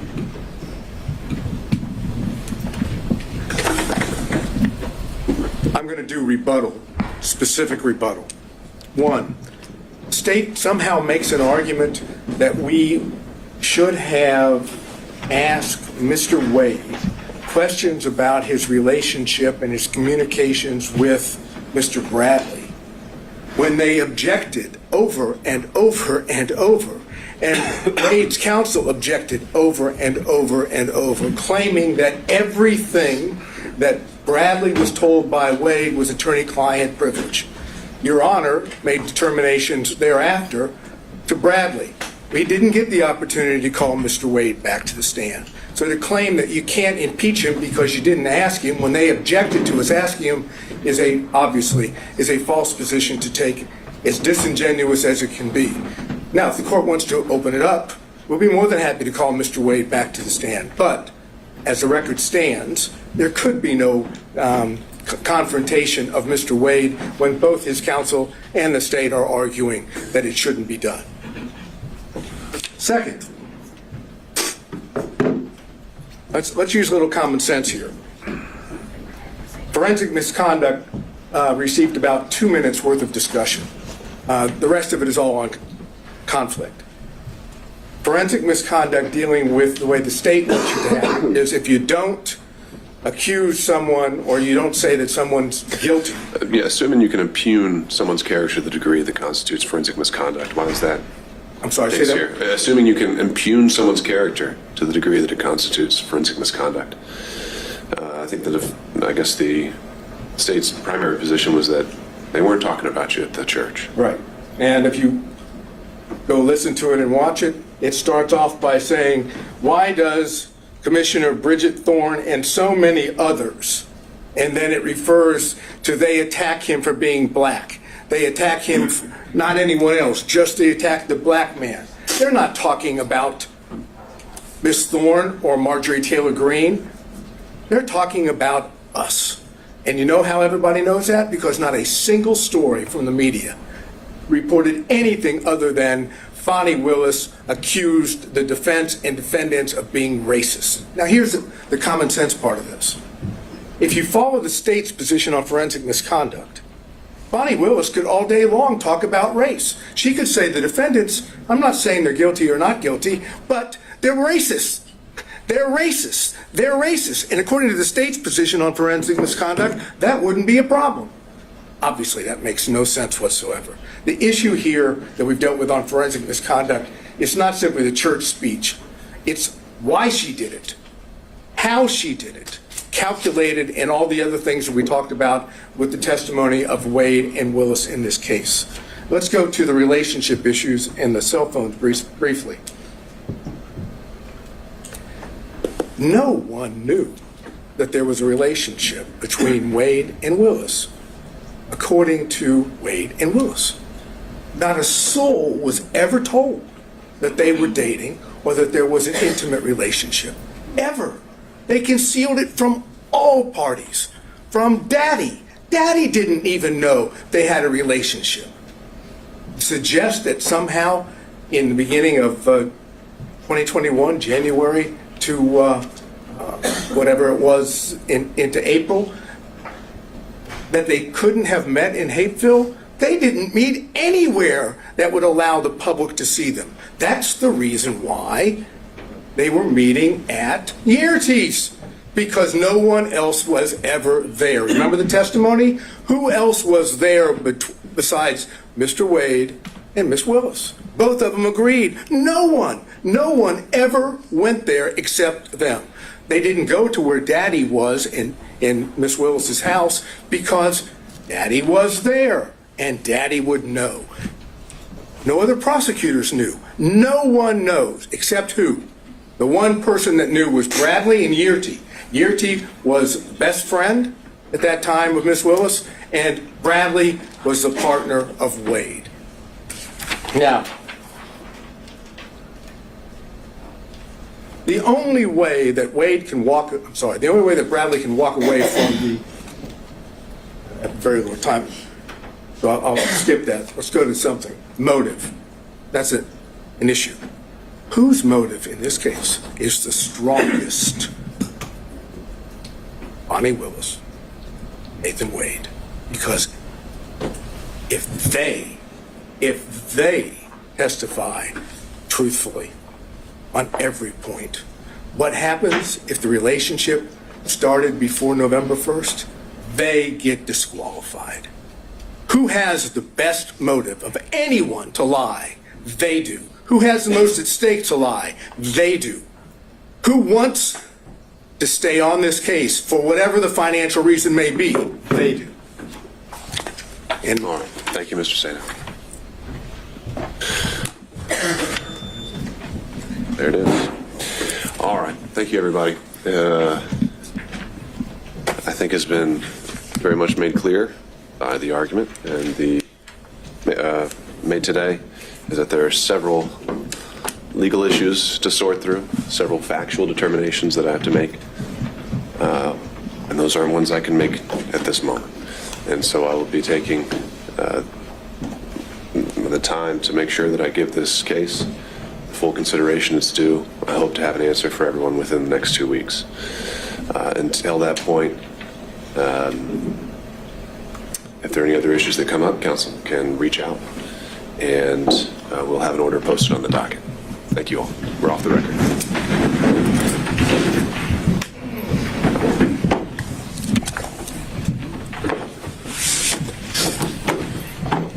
Thank you, Mr.